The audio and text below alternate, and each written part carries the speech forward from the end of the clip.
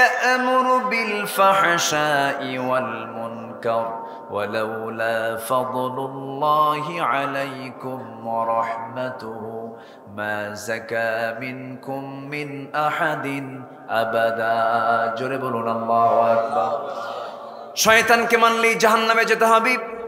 শয়তান আমাকে আপনাকে নিয়ে জাহান্নামে যেতে চায়, কিন্তু আমার নবীর টার্গেট হলো আমার উম্মতকে নিয়ে আমি কোথায় চলে যাব।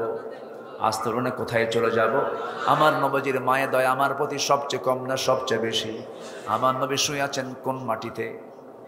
বলেন বলেন, কোন মাটিতে? যেতে কি মন চায় রে ভাই? যেতে কি মন চায়?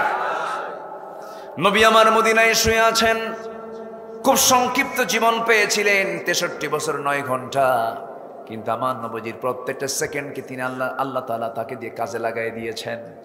আমার নবীজির ইন্তেকাল যখন হয়ে যায়, সারা জীবন আমার জন্য কেঁদেছেন, চোখের পানি ফেলে ফেলে কেঁদেছেন। ইনতু আযিবহুম ফাইন্নাহুম ইবাদুক, সেজদায় পড়ে পড়ে কেঁদেছেন। যখন তিনি দুনিয়া থেকে বিদায় হয়ে যাবেন, বিদায়ের আগের লগ্নেও আমাকে ভোলেন নাই। একটা বারের জন্য আমাকে তিনি তার জেহেন থেকে আমার স্মৃতি মুছে যায় নাই। রাসূল যখন মারা যাবেন, মালাকুল মউত তার দোরগোড়ায় হাজির হয়ে গেছে। একজন পয়গম্বরকে জান কবজ করার জন্য চলে আসছে এই মালাকুল মউত। সেই পয়গম্বরের নাম হলো মুসা আলাইহিস সালাতু ওয়াস সালাম। জান কবজের জন্য চলে আসছে, সে বলছে, ও আল্লাহর পয়গম্বর মুসা, আমি আনা মালাকুল মউত, জান কবজ করার জন্য আসছি। মারছেন থাপ্পড়, শীত হয়ে পড়ে গেছে। আল্লাহর কাছে গিয়ে বলছে, আল্লাহ তুমি কারে পাঠাইছো, কার কাছে পাঠাইছো? জান কবজ করবো, কোন উল্টা জান তো আমার কবজ হয়ে গেছে। আমার নবীজি দুনিয়া থেকে বিদায় নেবেন, মালাকুল মউত দরজায় হাজির হয়ে গেছে। রাসূল বলছেন, মালাকুল মউত কি বলতে চাও বলো? আল্লাহর পারমিশন পেয়েছি, জান কবজ করতে হবে, আসো আমার জানটা কবজ করে নিয়ে তুমি চলে যাও। মালাকুল মউত চলে আসছি, নবীজির বুকের উপরে হাতটা রেখেছেন। আমার নবীজি হাতটা সরাইয়া দিয়ে বলছেন, মালাকুল মউত রে, হাতের দারুণ ভার, আমার কাছে মনে হচ্ছে আসমানটা যেন তুমি আমার বুকে চাপায়া দিয়েছো, উহুদ পাহাড় যেন চাপায়া দিয়েছো। আবার যখন হাত রাখা হলো, রাসূল চিৎকার মেরে বলছেন, মালাকুল মউত আমার কাছে মনে হচ্ছে গোটা দুনিয়া যেন আমার বুকের উপরে চাপায়া দিয়েছো। এই যদি হয় মৃত্যুর যন্ত্রণা, মৃত্যুর কষ্ট, সব যন্ত্রণা সব কষ্ট আমাকে দিয়ে দিবা, কিন্তু মরার সময় আমার উম্মতের এত কষ্ট হবে আমি তা সহ্য করতে পারবো না। আল্লাহু আকবার। নবীজি আমাকে ভুলেন না, একটা বারের জন্য ভুলেন নাই। রাসূল বলেন, সাহাবীরা রে, কাল হাসরের ময়দানে তোমরা যদি আমাকে কোথাও না পাও, 3 জায়গার যে কোনো জায়গায় তোমরা আমাকে পেয়ে যাবে।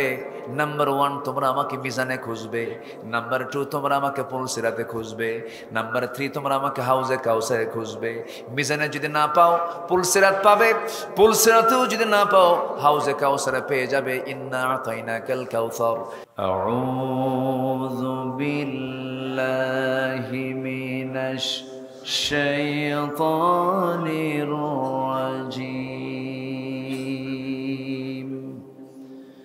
বিসমিল্লাহির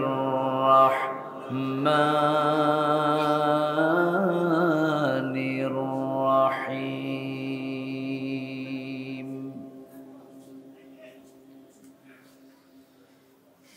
ومن يطع الله ورسوله يدخله جنات تجري من تحتها الأنهار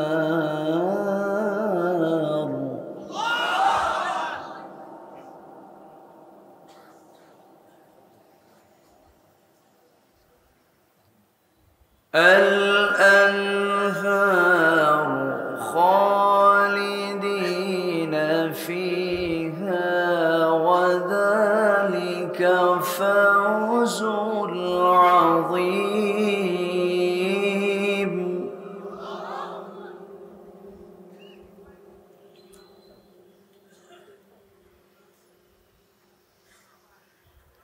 ومن يعص الله ورسوله ويتعد حدوده يدخله نارا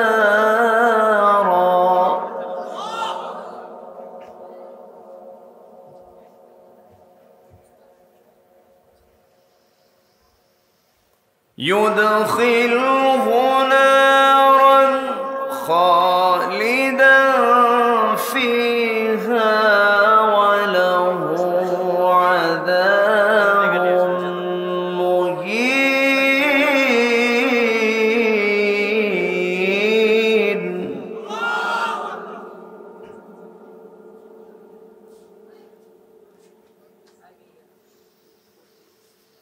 وله عذاب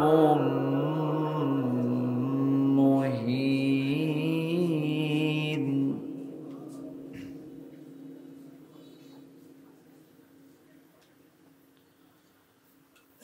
الله أكبر. بسم الله الرحمن الرحيم.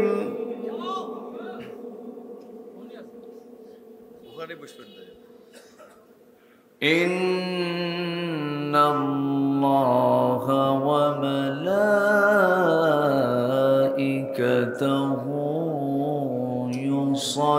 يصلون على النبي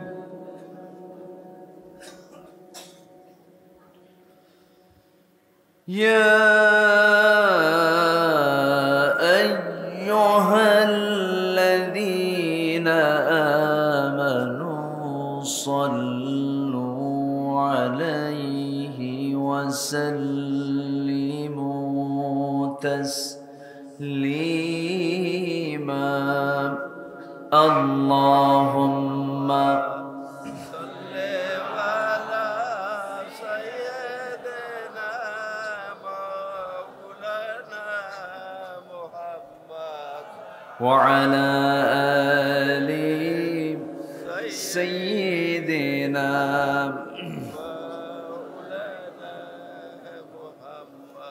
একটু মোহাব্বত দিয়ে নবীর প্রেমে মাতোয়ারা হয়ে জবান খুলে আওয়াজ দিয়ে সবাই বলুন আল্লাহুম্মা সাল্লি আলা সাইয়্যিদিনা মাওলানা মুহাম্মদ ওয়া আলা আলি সাইয়্যিদিনা মাওলানা মুহাম্মদ। আমি কোরআনের সুর মাঝে শুনেছি যে নাম, আজানের সুর মাঝেও শুনেছি সে নাম। ও নাম শুনেছি আমি আমার হৃদয়। হে রাসূল নবীজি তোমায়, হে রাসূল নবীজি তোমায়। আল্লাহুম্মা সাল্লি আলা সাইয়্যিদিনা মাওলানা মুহাম্মদ ওয়া আলা আলি সাইয়্যিদিনা। সবাই বলুন বালাগাল উলা বিকামালিহি কাশাফাত তুজা বিজামালিহি হাসুনাত জামিউ খিসালিহি।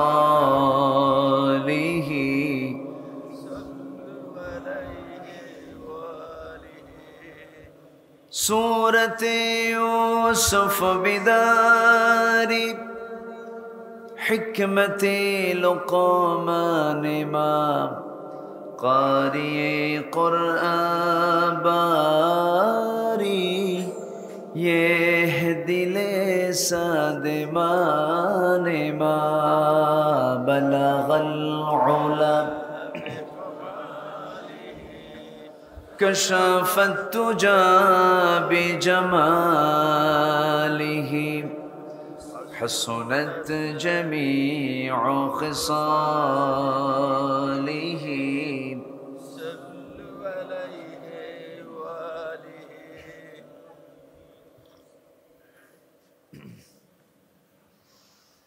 উত্তরবঙ্গের গেটওয়ে যমুনার তীরবর্তী অঞ্চল সিরাজগঞ্জ সদর উপজেলার সমাজ কল্যাণ মোড়ে মাওলানা ভাসানী হাফিজিয়া মাদ্রাসা এতিমখানা মাহফিল ইন্তেজামিয়া কমিটি কর্তৃক আয়োজিত ১৬তম বার্ষিকী ইসলামী জালসা ২০২৪ ১১ই অক্টোবরে অনুষ্ঠিত। আজকের এই মহৎ আয়োজনের সম্মানিত সুযোগ্য সভাপতি, শিক্ষাবিদ, মাওলানা ভাসানী ডিগ্রি কলেজের এক্স প্রিন্সিপাল জনাব খান মোহাম্মদ আইয়ুব আলী, আমার বাম পাশে বসা বিশিষ্ট আইনজীবী, সমাজসেবক অ্যাডভোকেট ইসমাইল হোসেন হাসু সাহেব, প্রধান অতিথি গোলাম রহিম খান, আজকের মাহফিলের বরেণ্য অতিথি, আমার পূর্বে কথা বলেছেন নন্দিত আলেমে দ্বীন মাওলানা রকিবুল ইসলাম,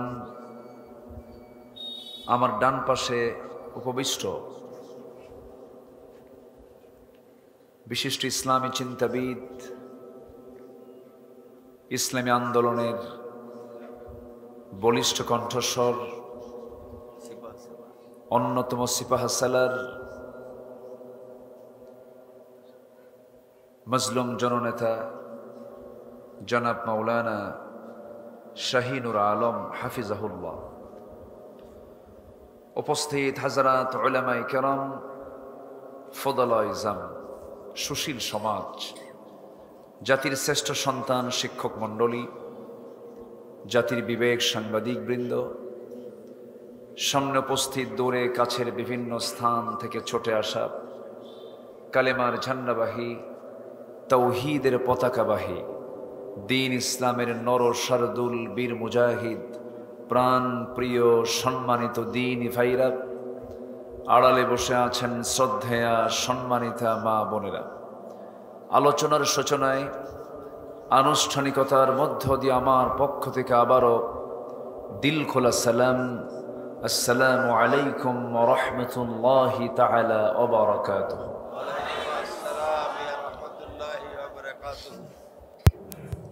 সবাই কেমন আছেন? আলহামদুলিল্লাহ।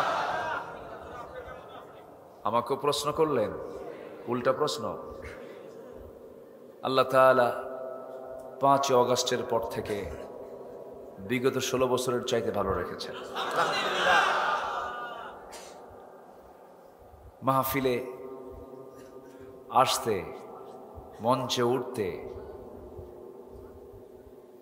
আর আগের মতো সেই সিচুয়েশনটা নাই, আলহামদুলিল্লাহ।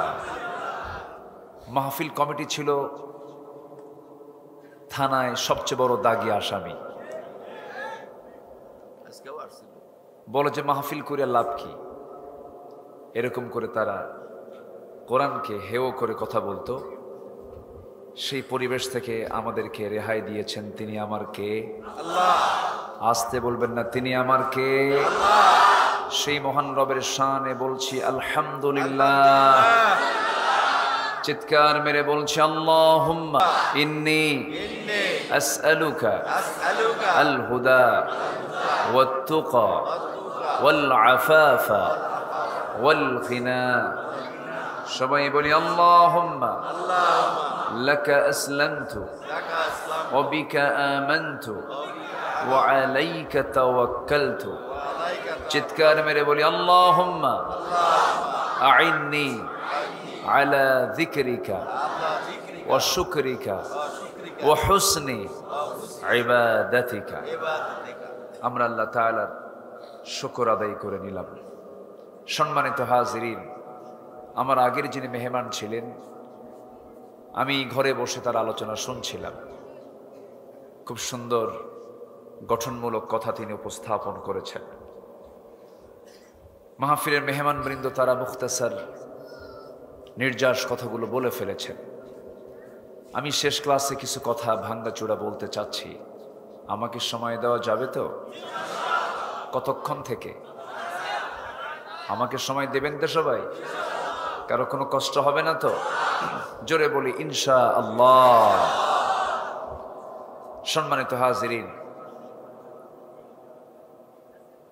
যুগে যুগে আল্লাহ তাআলা মানুষের সঠিক পথের দিশা দেবার জন্য কিতাব এবং একজন হাদি, লিকুল্লি কওমিন হাদ, আল্লাহ তাআলা পথ প্রদর্শক পাঠিয়েছেন। নবী আলাইহিসসালাতু ওয়াসসালামদেরকে পাঠিয়েছেন। সর্বশেষ উম্মতের জন্য, আমাদের জন্য পাঠানো হয়েছে একজন মহান নেতাকে। তিনি হচ্ছেন মুহাম্মদুর রাসূলুল্লাহ। মুহাম্মদুর রাসূলুল্লাহ সাল্লাল্লাহু আলাইহি সাল্লামকে পাঠানো হয়েছে।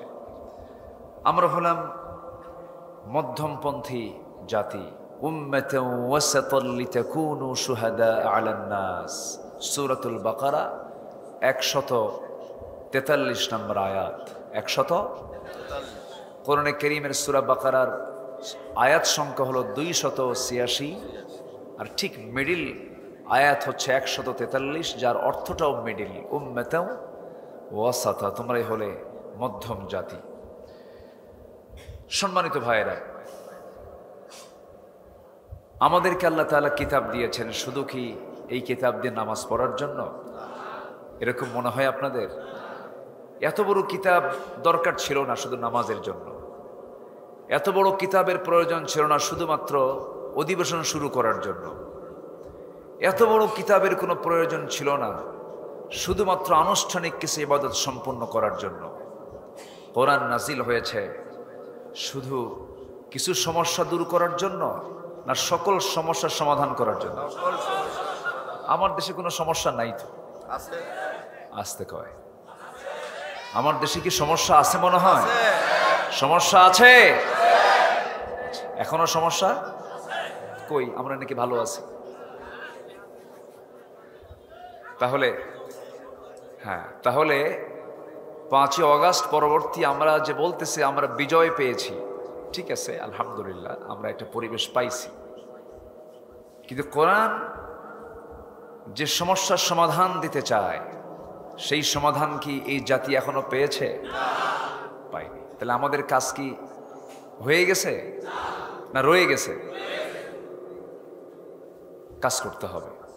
এখন সবচেয়ে বড় বিষয় হলো আমাদের কাজের অনুকূল পরিবেশ পেয়েছি, আমাদের কাজ এখনো উদ্ধার হাসিল হয়নি। সম্মানিত ভাইয়েরা, আমি আমার অভ্যাস অনুযায়ী আলোচনার সূচনায় একটি সূরা থেকে, প্রথম থেকে 2টি আয়াত আমি তেলাওয়াত করেছি। এখানে আল্লাহ তাআলা জান্নাতের একটা অফার দিয়েছেন এবং সেকেন্ড আয়াতে জাহান্নামের, এটাকে অফার বলবো, এটাকে অফার, সতর্ক করেছেন, জাহান্নামের ঘোষণা দিয়েছেন। কে? আল্লাহ। আসতে বলবেন না, কে দিয়েছেন? আল্লাহ দিয়েছেন। তা আমাদের কিন্তু ঘুরে ফিরে আমাদের টার্গেট কিন্তু একটাই, সেটা হলো যে কোনো মূল্যে আমাকে জান্নাতে যেতেই হবে। কারণ জান্নাত হলো বাপের ভিটা। জান্নাত কার ভিটা? না বুঝতে কষ্ট হচ্ছে নাকি আপনাদের? ঠিক আছে তো? না সিরাজগঞ্জ বাপের ভিটা? বলেন, ভালো করে বলেন, বাপের ভিটা কোনটা বলেন? জান্নাত। আমরা জান্নাতি ছিলাম, কিন্তু মিস্টার ইবলিস খুব ডিস্টার্ব করছে ওখানে গিয়ে। তো ইবলিস যদি জান্নাতে ঢুকে আমার বাপকে, আমার মাকে যদি ফাওয়াসওয়াসালাহুমা, যদি ওয়াসওয়াসা দিতে পারে, সেই ইবলিস তো মনে হয় এই সমাজ কল্যাণ মোড় চেনে না। ও চেনে তো, এলাকা চেনে। জান্নাতে যদি চিনতে পারে তাহলে সমাজ কল্যাণ মোড় চিনতে কি বেশি কষ্ট হবে? এখানেও শয়তান আছে। আমার বন্ধুগণ, শয়তানের কুমন্ত্রণা, শয়তানের ওয়াসওয়াসা বড় ভয়ঙ্কর। আল্লাহ রাব্বুল আলামিন বলেন, সুম্মা লাআতিয়ান্নাহুম মিন বাইনি আইদিহিম ওয়া মিন খালফিহিম وعن أيمانهم وعن شمائلهم ولا تجد أكثرهم شاكرين শয়তান বলে তোমার বান্দাগুলোকে আমি ডান থেকে বাম থেকে সামনে থেকে পেছন থেকে পাকড়াও করব। আল্লাহ বলছেন ইবলিস তুই পারবি না, কারণ আমার পছন্দের বান্দা যারা তারা পড়বে আমাকে খুশি করার জন্য আমার কাছে আশ্রয় নিয়ে বলবে আউযু বিল্লাহি মিনাশ শাইতানির রাজিম বিসমিল্লাহির রহমানির রহিম ওয়া মান ইউতি'ইল্লাহা ওয়া রাসূলাহু يدخله جنات تجري من تحتها الأنهار خالدين فيها جربنا الله أكبر সূরা নিসা। সূরা নিসা মানে হলো মহিলা। বসে আছি কারা? তাহলে তো ওয়াজটা উল্টো হয়ে গেল না? হ্যাঁ, এখানে তো নাই, আড়ালে আছে। কিন্তু পুরুষ নামে যে সূরা ধরবো, পুরুষ নামে সূরা নাই, ঠিক আছে না? পুরুষ নামে কোনো সূরা নাই। তাই এখন বলেন তো, কোরআনে মেয়েদের দাম কমলো না বাড়লো? বাড়লো। সম্মানিত ভাইয়েরা, যদিও সূরা নিসা নারী ছাড়া তো উপায় নাই, আমাদের উপায় আছে বলেন তো? নারী ছাড়া উপায় আছে? গার্লস স্কুলের সামনে যে শীত হয়ে পড়ে থাকে কিছু যুবক, শীত হয়ে পড়ে থাকে না? আকর্ষণ, এই আকর্ষণ কে দিয়েছেন? আসতে বলবেন, এই আকর্ষণ কে দিয়েছেন? আচ্ছা, মহিলা প্রজেক্টর একটু বন্ধ আছে, কি বল? আপনি এই জায়গায় কেন?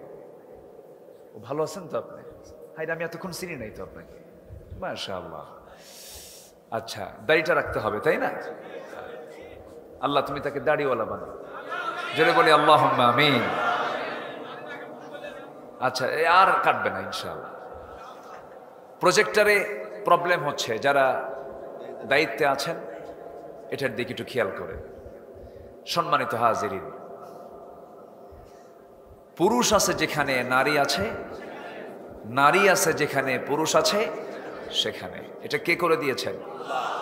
আসতে বলবেন না, কে করে দিয়েছেন? শুধু আল্লাহ চান যে এই নারী পুরুষটার সম্পর্ক জোড়া লাগুক, বৈধভাবে না অবৈধভাবে? বৈধ হলে সওয়াবের কাজ, আর অবৈধ হলে জেনার কাজ।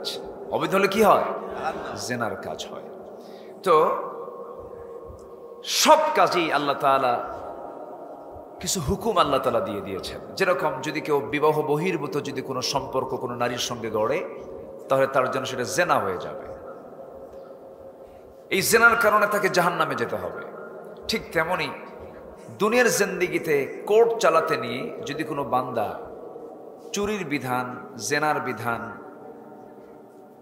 খুনের বিধান, এই সমস্ত বিধান এর রায় দিতে নিয়ে যদি কোনো বান্দা যদি আল্লাহর আইনকে বিশ্বাস না করে, দুনিয়ার আইনকে বিশ্বাস করে যদি রায় দেয়, তাকেও কোথায় যেতে হবে?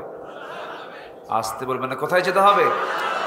জাহান্নামে যেতে হবে। তাহলে এখন বিষয়টা হলো, সমস্ত জায়গায় আল্লাহর দেওয়া হুকুম আছে না নাই? সেই হুকুমগুলো কি আজকে আমার দেশে চালু আছে? আসতে বলবেন না, চালু আছে? ফেরেশতা চালু করে দেবে? হ্যাঁ, ফেরেশতারা চালু করে দেবে? চালু করবে কে? আল্লাহ। চালু করবে কারা? বিজয় দিবেন কে? সাহায্য করবেন কে? তাহলে সে চালু আছে আর একটা আইন, যে আরেকটা আইন যে চালু আছে, এটা কি যারা চালু রাখছে ওরা কি সহজে কি এটা বন্ধ হতে দেবে? এখানেই প্রশ্ন, এখানেই বিষয়। কিছু লোক ভয় কি কয় জানেন? আমি কোনো কিছুই করি না, আমি কোনো দলই করি না, আমি নিরপেক্ষ। এরকম আছে না নাই? উনি জেল খাটবেন না, উনি কি খাটবেন না? উনি হামলা মামলায় যাবেন না। থামেন, আমারে বলতে দেন তো। এরকম কিসমের কিছু লোক মনে হয় আমার দেশে সিরাজগঞ্জে নাই, আছে না নাই?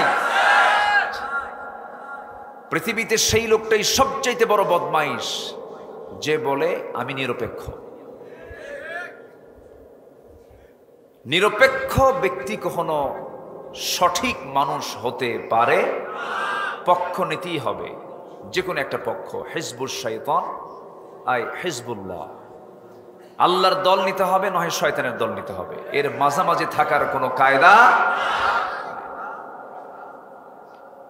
আল্লাহ রাব্বুল আলামিন বলেন, وَمَن يَتَوَلَّ اللَّهَ وَرَسُولَهُ وَالَّذِينَ آمَنُوا فَإِنَّ حِزْبَ اللَّهِ هُمُ الْغَالِبُونَ। আল্লাহকে যারা বন্ধু বানাবে, রাসূলকে যারা বন্ধু বানাবে, ইমানদারকে যারা বন্ধু বানাবে, এই দল, আল্লাহর দলটাই বিজয়ী হবে, এই ঘোষণা দিয়েছেন তিনি। আমারকে তাহলে দল করতে হবে কার? আল্লাহ। আমার দেশে কিন্তু আবার ইসলামী দলই মোটামুটি আছে 51টা। কয়টা বলেন? 51টা। কত গ্রুপিং, কত কি! কিন্তু বিগত 16 বছর বহু ইসলামী দল বিগত সরকারের সকল সুযোগ সুবিধা নিয়েছেন। তারা নিয়েছেন কিনা বলেন? ফুরফুরে মেজাজে ছিলেন, ইলেকশনও করেছেন, তাদের কোনো সমস্যা হয়নি। এখন প্রশ্ন হলো, তাহলে সঠিক দল কোনটা? এখানে প্রশ্ন আছে। একজন মনীষীর মন্তব্য, তিনি বলেছেন, বাতিল শক্তির বন্দুকের নল যেই দলের দিকে তাক করানো থাকে সেটাই হচ্ছে একমাত্র হক দল। বুঝতে কি আর বাকি আছে ভাই? বুঝতে কি আর অসুবিধা হচ্ছে? বহু জুলুম করেছো তোমরা। আমাদের উদাহরণ দেওয়ার জন্য আর মিশরে যেতে হয় না, আর ফিলিস্তিন যেতে হয় না। আমার দেশেও সালাউদ্দিন আইয়ুবের উত্তরসূরিরা ইতিহাস রেখে গেছেন। আল্লাহু আকবার বলেন। সৈয়দ কুতুব শহীদের উত্তরসূরি হয়ে অনেক অবদান, ইতিহাস তারা সৃষ্টি করেছেন বাংলার জমিনে। আলহামদুলিল্লাহ বলেন, জোরে বলি আলহামদুলিল্লাহ। ফাঁসি হবে রাতের বেলা, বিকেলবেলা ছেলেকে ডাক দিয়ে বলে, বাবা আমার জানাজা কে করবে? আব্বা আপনি যার নামটা বলেন, তুমি আমার জানাজা পড়াবে। তোমার মা যেন পাবনায় না যায়, তোমার মার বড় কষ্ট হবে, তুমি আমার জানাজা পড়াবে। ফাঁসির মঞ্চের দিকে তাকে টানা লাগে নাই, তিনি দৌড়া দৌড়া চলে গেছেন। আল্লাহু আকবার বলবেন না?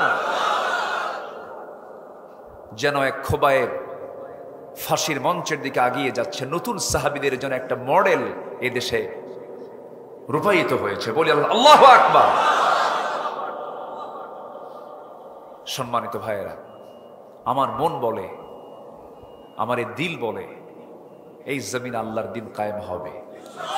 জোরে বলি ইনশাআল্লাহ, জোরে বলি ইনশাআল্লাহ। এরা ছিল মাত্র 16 বছর, তাতে আমরা কাতর হয়ে গেছিলাম। ফেরাউন শুধু বেঁচে ছিল 1600 বছর। কত বছর বলেন? আর এরা ছিল কত বছর? সংখ্যাটা মিলল কেমনে বুঝলাম না। মিলছে না? ওটা ছিল বিগ ফেরাউন, এটা হলো মিনি ফেরাউন, কোন অংশ কম না। আয়না ঘর বানিয়েছিল তারা। হত্যা, খুন, গুম ছিল নিত্য নৈমিত্তিক ব্যাপার। মুখে দাড়ি ছিল তাদের কাছে অপরাধ। কোরআনের আয়াত তাদের কাছে বিরক্তিকর মনে হতো। বিসমিল্লাহর প্রতি তারা ধিক্কার জানিয়েছিল। কুকুরের মাথায় তারা টুপি লাগিয়েছিল। আলেমদের বিরুদ্ধে হত্যার ষড়যন্ত্র করেছিল। সম্মানিত ভাইয়েরা, শুধু একটা নয়, দুইটা নয়, ঘন্টার পর ঘন্টা ওদের অপকর্মের কথা শেষ করা যাবে না। সম্মানিত ভাইয়েরা, আয়না ঘরে যারা ছিলেন তার দুজন, আব্দুল্লাহ আমান আজমি, ব্যারিস্টার আরমান, দুজনের সঙ্গে আমি দীর্ঘ সময় আমি কথা বলেছি, তাদের সঙ্গে দেখা করেছি। কি করেছিল তারা? সম্মানিত বন্ধুগণ, ফেরাউন অনেক কিছুই করেছিল, ফেরাউন কি টিকতে পেরেছিল? আমরা তো মাঝে মাঝে ভুলেই যেতাম যে কখন মাতা নাসরুল্লাহ, কখন সাহায্য আসবে। 1600 বছর লাগেনি, মাত্র কত বছর? 16 বছর। টাইম পেয়েছিল মাত্র 45 মিনিট। দুপুরের ভাতটাও কেসমতে জোটে নাই। আমাদের যুবকরা যা খায় আসছে, আন্দোলন করছিল তো, ক্ষুধা লাগছে। আচ্ছা, গণভবন মানে কি? ব্যক্তি ভবন কি গণভবন হয়? নাম কি ওটা? গণ মানে কি? একার না সবার? 5ই অগাস্ট হয়েছিল ওই নামের বাস্তব রূপ গণভবন, ঠিক কিনা? সব চলে গেছে। বিজয়টা দিয়েছেন কে? যুবকদের, ছাত্রদের দিল থেকে ভয় দূর করে দিয়েছেন তিনি কে? যদি ভয় দূর না হতো, বিজয় আসতো না। যদি পলায়ন করত যুবকরা, ওই সমস্ত ইয়াং আল্লাহওয়ালা যুবক, বলবো আমি তাদেরকে, দিল থেকে ভয় আল্লাহ পাক দূর করে দিয়েছিলেন। আল্লাহ রাব্বুল আলামিন বলেন, ইল্লা তানফিরু يعذبكم عذابا أليما ويستبدل قوما غيركم ولا تضروه شيئا। জোরে বলুন আল্লাহু আকবার। তোমরা যদি পলায়ন করো, এমন একটা জাতি তোমাদের উপরে চাপিয়ে দেব, তাদের তোমরা কোনো ক্ষতি সাধন করতে পারবে না। ওই যুবকরা পালায় নাই। স্বরাষ্ট্রমন্ত্রীকে পুলিশ অফিসার বলে, স্যার একটা গুলি করে একটা মরে, আর সবগুলো আগায় আসে। আল্লাহু আকবার বলে, জোরে বলি আল্লাহু আকবার। বুকটা ফেটে যায় শুধু একটা মানুষের জন্য। সবাই বাড়িতে ফিরলো, কিন্তু একটা মানুষ বাড়িতে ফিরলো না। আল্লামা সাঈদীকে 13ই অগাস্ট জেলখানা থেকে পরিকল্পিতভাবে বের করে, ঘৃণ্য ষড়যন্ত্র মাথায় নিয়ে, মেডিকেলে বাধ্যতামূলক তাকে হসপিটালাইজড করে, বিষ প্রয়োগ করে তাকে ঘৃণ্য কায়দায় হত্যা করা হয়েছে।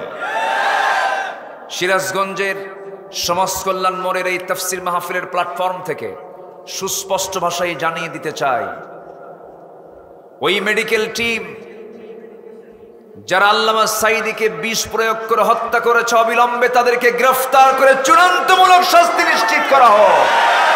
রাজি আছেন কারা কারা? হাত উঁচু করে দেখান মুসলমান।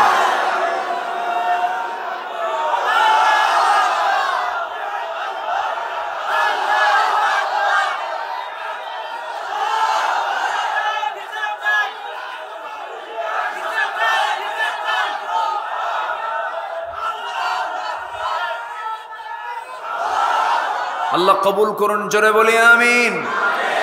আরো জোরে আমিন। শহীদের রক্ত বৃথা যেতে পারে? পারে? পারে না, বৃথা যায় না। এটা উর্বর হয়ে যায়, আরো কি হয়? উর্বর হয়, দ্বিগুণ দ্বিগুণ এটা উর্বরতা বৃদ্ধি পেয়ে যায়। সম্মানিত ভাইয়েরা, তাহলে এতক্ষণের আলোচনায় আমরা ক্লিয়ার হলাম, আমরা আল্লাহকে মানবো এক জায়গায় না সব জায়গায়? হুকুম মানবো নামাজে না সমাজেও?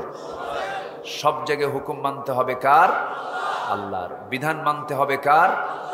আইন বিশ্বাস করতে হবে কার? আইন প্রণেতা একজনই হতে পারেন, তিনি কে? আসতে বলেন, তিনি কে? আলাইসাল্লাহু বিআহকামিল হাকিমিন। আমরা ইবাদত করি, আমরা নামাজ কালাম পড়ি, সবকিছু করি, কিন্তু এত ইবাদত যায় কোথায়? দোয়া তো কবুল হয় না। ইবাদত কবুলে 10টা অন্তরায় আছে। কয়টা অন্তরায় আছে বলেন তো? কোরআন এবং হাদিসকে সামনে রেখে আমি এই 10টি কারণ আমি উপস্থাপন করব। আমাকে সময় দিচ্ছেন তো সবাই? যদি ফজর হয়, এত সাহস আপনাদের?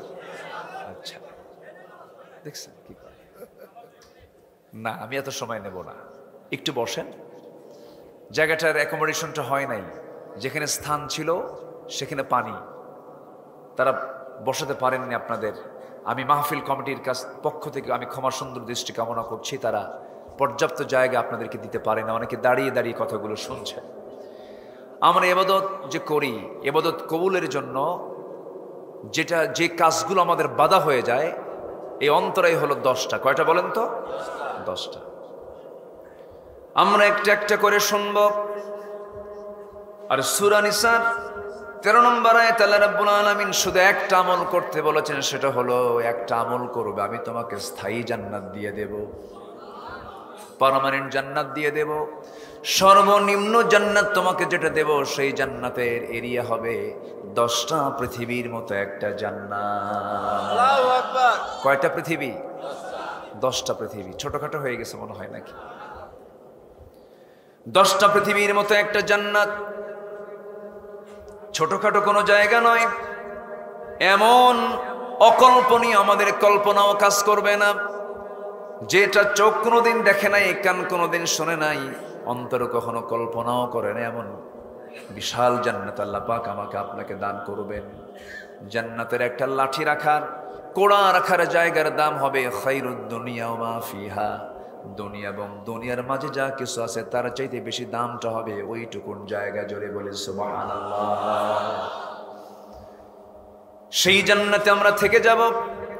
জান্নাত যদি আমাদের জুটে যায়, জান্নাতের খাবার খেলে বুড়া হবে না, জান্নাতের খাবার খেলে পরে যৌবন হারাবে না, জান্নাতের খাবার খেলে পরে সে কখনো অচল হয়ে যাবে না। দুনিয়ার খাবার সন্তান খায়, সন্তান ধীরে ধীরে ইয়াং হয়ে যায়। দুনিয়ার খাবার ওই সন্তানের বাপটা খায়, ধীরে ধীরে একই খাবার খায়, বুড়া হয়ে যায়। কিন্তু জান্নাতে বুড়া হওয়ার কোনো কায়দা, আস্তে জান্নাতে বুড়া হওয়ার কোনো কায়দা, সেখানে কোনো ঘুমও নাই। কি নাই? ঘুমও হবে না। ঘুম তো লস। ঘুম কি? Loss project. জান্নাতেও গিয়ে যদি ঘুমাই তাহলে আমার জন্য লস হয়ে যাবে। সেখানে কোনো ঘুম থাকবে না, নির্ঘুম থাকবে, ক্লান্তিও আসবে না। সেই জান্নাতে কোনো টয়লেট থাকবে না। কি থাকবে না? টয়লেটও থাকবে না। নাস্তিকরা বলে, হুজুররা কি কয়, মোল্লারা কি কয়, টয়লেট ছাড়া কি মানুষ বাঁচতে পারে নাকি? বেকুব, তুই নিজেও জানিস না।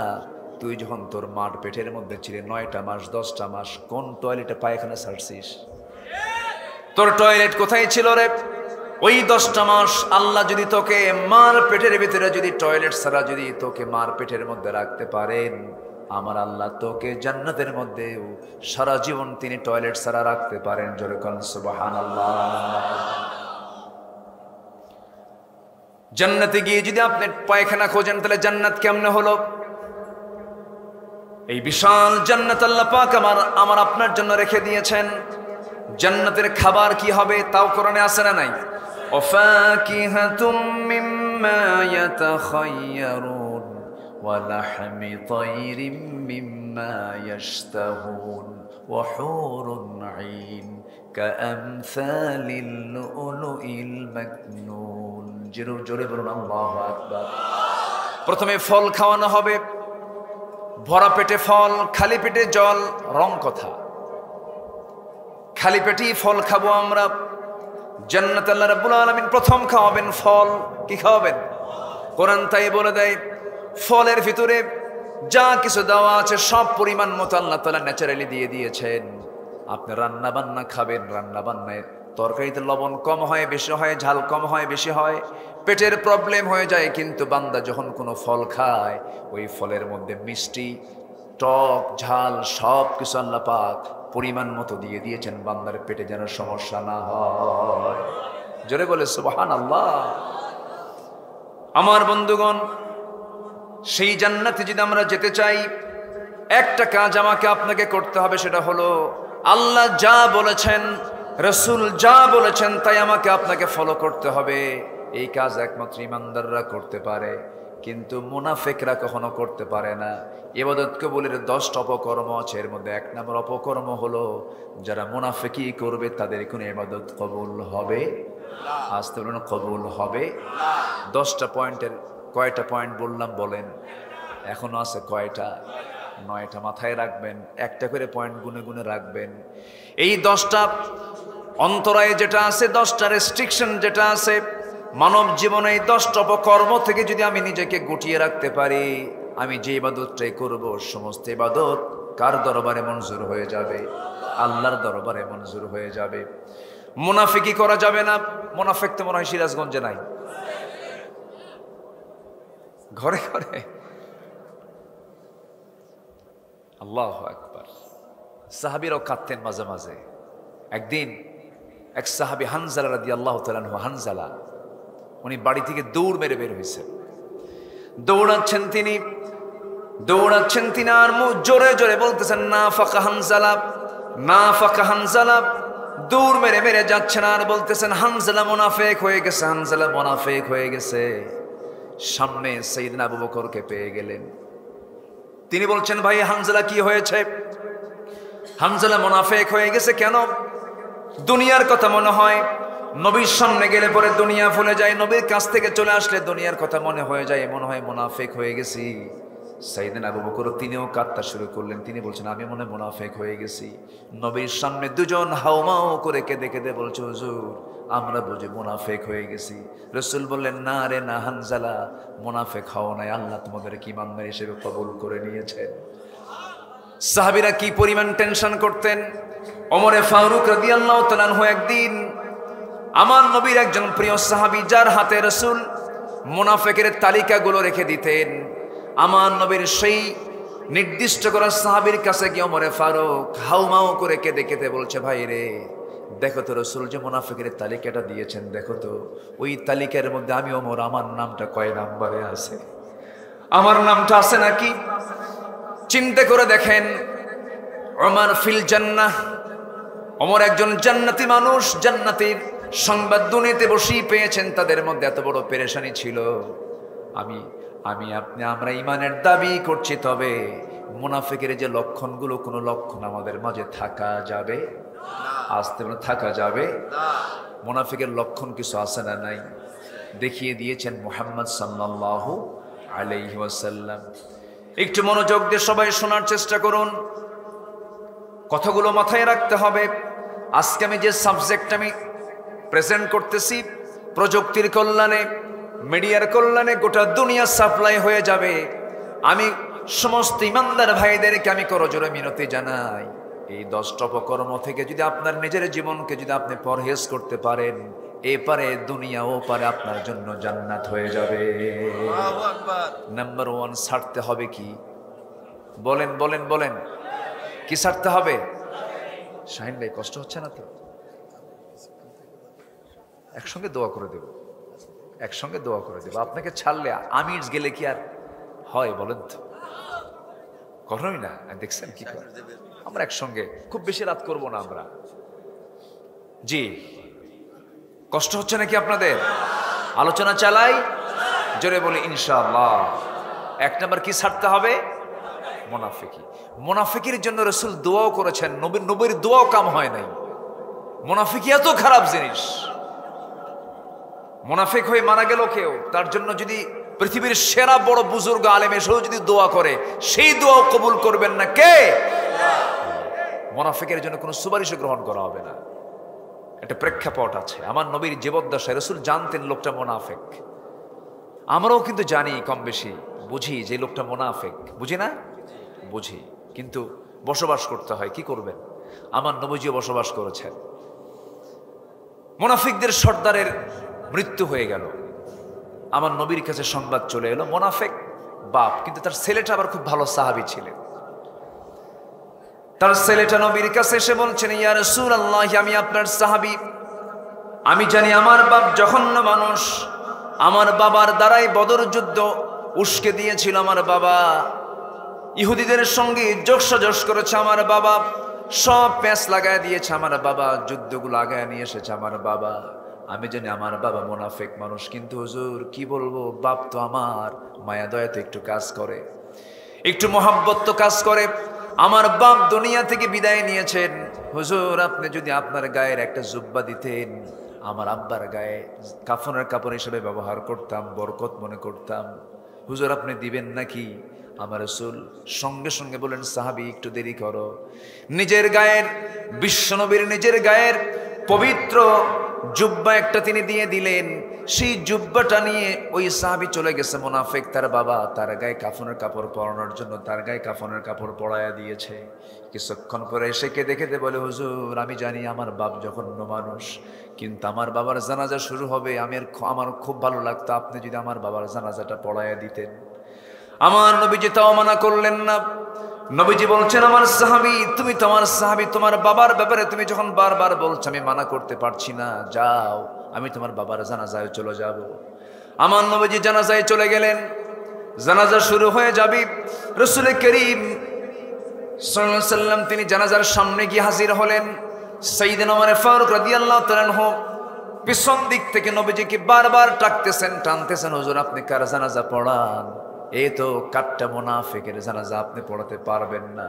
রাসূল বলছেন, ওমর আমাকে বাধা দিও না, আমাকে জানাজা পড়তে দাও, কারণ আমার সাহাবীর বাবা, আমার সাহাবী আমাকে খুব ভালোবাসে।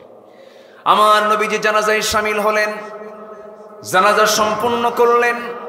সম্পূর্ণ করার সঙ্গে সঙ্গে আয়াত নাযিল হলো, ইস্তাগফির লাহুম আও লা তাস্তাগফির লাহুম ইন তাস্তাগফির লাহুম ৭০ মাররাতান ফালান ইয়াগফিরাল্লাহু লাহুম।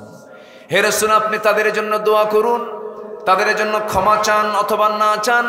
যদি আপনি ৭০ বারও যদি আপনি ক্ষমা চান, মুনাফিকদের জন্য কোনো দোয়া আপনি নবী করলেও আমি সেই দোয়া কবুল করব না। আমার নবীর দোয়াও কবুল হয় নাই কাদের শানে? মুনাফিকদের শানে। সেই মুনাফিক কি হওয়া যাবে নাকি? মুনাফিক হওয়া যাবে? যাবে না। আল্লাহ রাব্বুল আলামিন বলেন, মুনাফিক কারা? ওয়ামিনান নাসি মান ইয়াকুলু আমান্না বিল্লাহি ওয়া বিল ইয়াউমিল আখির ওয়া মা হুম বিমুমিনিন। জোরে বলুন আল্লাহু আকবার। মানুষের মধ্যে কিছু কিছু লোক আছে যারা বলে আমরা ঈমান এনেছি, পরকালকে বিশ্বাস করে নিয়েছি, কিন্তু তারা ঈমান আনে নাই। অভিনয় করে তারা, যেই দিকে বৃষ্টি সেই দিকে ছাতা। আলেমদের যখন বিপদ হয় মিষ্টি খায়, আছে না নাই? আছে না নাই? আবার কিছু আলেম রূপী টুপিওয়ালা দাড়িওয়ালা গিয়ে তাদের সঙ্গে সঙ্গ দিয়ে তারাও মিষ্টি খায়। গণজাগরণ মঞ্চে গিয়ে যারা বুক উঁচু করে বলে আমরা এই জায়গায় এসে জীবনের শ্রেষ্ঠ কাজ করতে পেরেছি, ওদের নামের আগে আল্লামা খেতাব হতে পারে না, তারা মুনাফিক মুনাফিক মুনাফিক। কোন সন্দেহ নাই। সম্মানিত ভাইয়েরা, আমার রাসূলকে সবচেয়ে বেশি কষ্ট দিয়েছে কারা? বলেন, সবচেয়ে বেশি কষ্ট দিয়েছে কারা? মুনাফিক। আজকের সমাজেও ইমানদারকে সবচেয়ে বেশি কষ্ট ফেলে কারা? মুনাফিক। আমাকে না বলে অনেকে চলে যাচ্ছেন, দু একজন করে চান্স নিচ্ছেন যে চলে যাই। যাবেন? চলে যাবেন? এই কথাগুলো বলা লাগতো না, কারণ অনেক রাতে উঠেছি তো এই জন্য বলতেছি। আলোচনার মূল সময় হচ্ছে ৮টা থেকে ১০টা, এটা হলে ভালো হয়। আল্লামা সাঈদী এই রেকর্ডটা করেছেন। উনি খুব সময়কে গুরুত্ব দিতেন। টাইম সিলেকশন মাহফিলের গুরুত্বপূর্ণ একটা দিক। সম্মানিত ভাইয়েরা, একটু বসেন। আপনি উঠলে আমার আলোচনা হেরে যাবে, আমি কথা বলতে পারবো না। তো এতগুলো মানুষ কথা থেকে বঞ্চিত হবে আপনি উঠে গেলে। বসেন, এটা ইবাদতের জায়গা।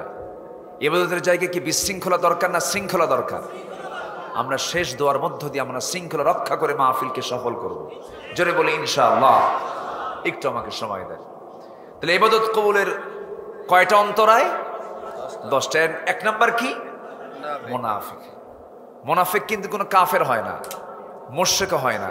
মুনাফিকের মুখে দাড়িও থাকে, আবার মুনাফিক নামাজও পড়ে, মুনাফিক প্রথম কাতারেও যায়, মুনাফিক চোখের পানি ফেলে কান্দেও, মুনাফিক হজও করে, মুনাফিক যাকাতও দেয়, মাঝে মাঝে মসজিদ বানায় দেয়, মাদ্রাসা বানায় দেয়, কিন্তু মাঝে মাঝে কপালে তিলকও লাগায়, মাথায় পট্টিও লাগায়। ঠিক কিনা? মুখে দাড়ি রাখে, আবার সুযোগ বুঝে দাড়ি কাটারও চেষ্টা করে। ঠিক কিনা? দাড়ি কাটে নাই একজন মাঝখানে? লজ্জায় মাথা আমার নিচু হয়ে যায়। একটা দেশের টপ লিস্টেড একজন ধনী, হ্যাঁ, এত বড় একটা ধনী মানুষ, একজন শিল্পপতি, সে নিজেকে বাঁচানোর জন্য রসুলের সুন্নাহ, একটা দাইমি সুন্নাহ, দাড়িটা কাটলো কেমনে? ধর্মের ব্যবসা আমরা করি না, ঠিক কিনা? ধর্মের ব্যবসা তারাই করে যারা প্রয়োজনে দাড়ি রাখে, প্রয়োজনে দাড়ি কাটে। যারা প্রয়োজনে দাড়ি রাখে, প্রয়োজনে দাড়ি কাটে, প্রয়োজনে মাথায় পট্টি বাঁধে, প্রয়োজনে মাথায় তিলক বাঁধে, ওরাই হচ্ছে ধর্মের ব্যবসায়ী।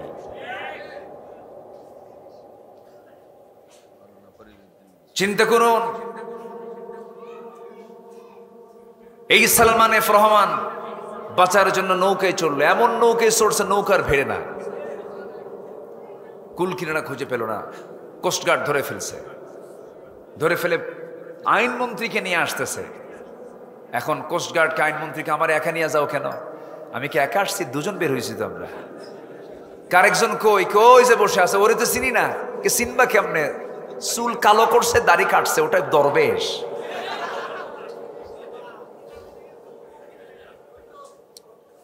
কি কথা কি বোঝা যায়? এখান থেকে একটা বিষয় ক্লিয়ার, সেটা হচ্ছে জালিম জালিমকেও ছাড়ে না, জালেম জালেমকেও ছাড়ে না, কিন্তু ইমানদার ইমানদারকে রক্ষা করে। ইমানদার যদি হয়, যদি দেখে আমার ভাইটা বিপদে পড়েছে, না আমি তাকে বিপদে ফেলতে, আমি বিপদে পড়ে যাই, কিন্তু আমার ভাইটা বিপদ থেকে বাঁচুক। সিলেটবাসীকে ধন্যবাদ, ওই কালামানিক বাঁচার জন্য চলে গেছে সিলেটে। সিলেটবাসীকে ধন্যবাদ জানাচ্ছি, তারা মোটামুটি তার বিসি আউট করে দিছে, সাইজ করছে। বদমাইশ,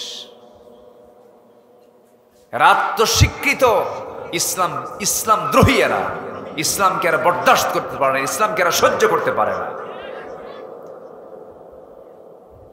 সম্মানিত ভাইয়েরা, তাহলে মুনাফিকি কি আমাদের মধ্যে রাখা যাবে? মিথ্যা কথা বলা যাবে? ওজনে কম দেওয়া যাবে? ছলচাতুরি করা যাবে? লেনদেনে তারতম্য করা যাবে? এগুলো যারা করবে তারা কি? মুনাফিক।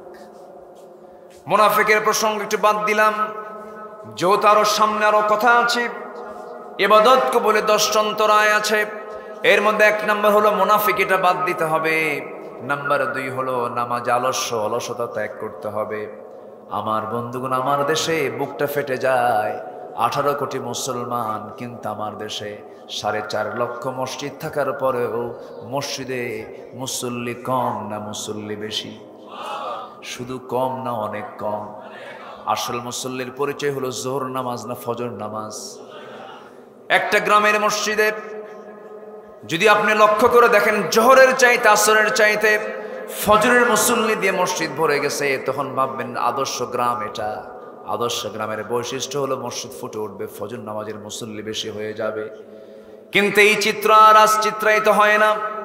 মসজিদ পাকা হয়ে গেছে, নামাজ আলস্য তৈরি হয়ে গেছে, মসজিদ পাকা হলো, ইমানদারির ইমানটা কাঁচা হয়ে গেছে, মসজিদে যায় না, নামাজ পড়ে না।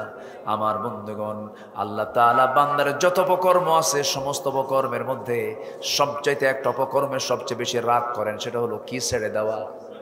আসতে বলবেন না, কি ছেড়ে দেওয়া? নামাজ ছেড়ে দেওয়া। আল্লাহ রাব্বুল আলামিন সূরা মারইয়ামের মধ্যে বলছেন, ফাখালাফা মিন বা'দিহিম খালফুন আদাউস সালাতা ওয়াত্তাবাউশ শাহাওয়াত ফাসাউফা ইয়ালকাউনা গায়্যা। এই দুনিয়াতে যারা নামাজকে নষ্ট করে ফেলবে, নামাজকে বাদ দিয়ে ফেলবি, আমি তাকে অচিরেই শুধু জাহান্নাম নয়, জাহান্নামের গর্তের মধ্যে ঢুকাবো। সেই জাহান্নামের গর্তের নাম হলো গাই নামক গর্তের মধ্যে আমি তাকে ঢুকায়া ছাড়াবো। আল্লাহ তাআলা এত রাগ করে ফেলে এই কথাটা বলেছেন যে জাহান্নাম দিয়ে আল্লাহ তাআলা খুশি হবেন না, তাকে জাহান্নামের গর্তের মধ্যে, গাই নামক গর্তের মধ্যে তাকে ঢুকাবেন। রাগের কথা, কিসের কথা বলেন? রাগের কথা। এই জন্য জাহান্নাম থেকে বাঁচার জন্য আমাকে আপনাকে নামাজের ক্ষেত্রে সকল অলসতা বাদ দিতে হবে। আজান যখন হয়ে যাবে, সকল কাজ ছেড়ে আমরা কোথায় চলে যাব? আসতে বলবে না, কোথায় চলে যাব? কিন্তু মসজিদে যে যাব, মসজিদের খতিব পালায়া যায়। মসজিদের খতিব কি করে? পালায়া যায়। কোন কোন মসজিদ? তাও জাতীয় মসজিদ। এটা জাতীয় মসজিদের খতিব 5ই আগস্টের পরের জুম্মায় নাই, নিখোঁজ সংবাদ। কে? খতিব নাই, খতিব হেরে গেছে। 2 সপ্তাহ পরে আবার গুন্ডা সহ আসছে। কি সহ? গুন্ডা সহ। গুন্ডা সহ এসে কাম হয় নাই, এমন জুতা মারা মারছে, জুতার নিক্ষেপে কাম সারা। পরে সাংবাদিক সম্মেলন করে খতিব বলতেছে, আল্লাহর মেহেরবানিতে আমার গায়ে একটা জুতাও লাগে নাই। কথা বুঝলেন? মানে বেকুব তো বেকুবই। সম্মানিত ভাইয়েরা, আমরা সেই দিন এদেশের ভাগ্যাকাশে আমরা দেখব যে একটি রক্তিম সূর্য উদয় হয়েছে। সেদিন বুঝতে পারবো, যেদিন দেখতে পাবো বঙ্গভবনের বাসিন্দা হবে বাইতুল মোকাররমের খতিব। ঠিক কিনা? বাইতুল মোকাররমের খতিব কোনো বেতনভুক্ত খতিব হবে না। বাইতুল মোকাররমের খতিবকে আমরা বেতনভুক্ত দেখতে চাই না। বাইতুল মোকাররমের খতিবকে দেখতে চাই আমরা বঙ্গভবনের বাসিন্দাকে। ঠিক কিনা?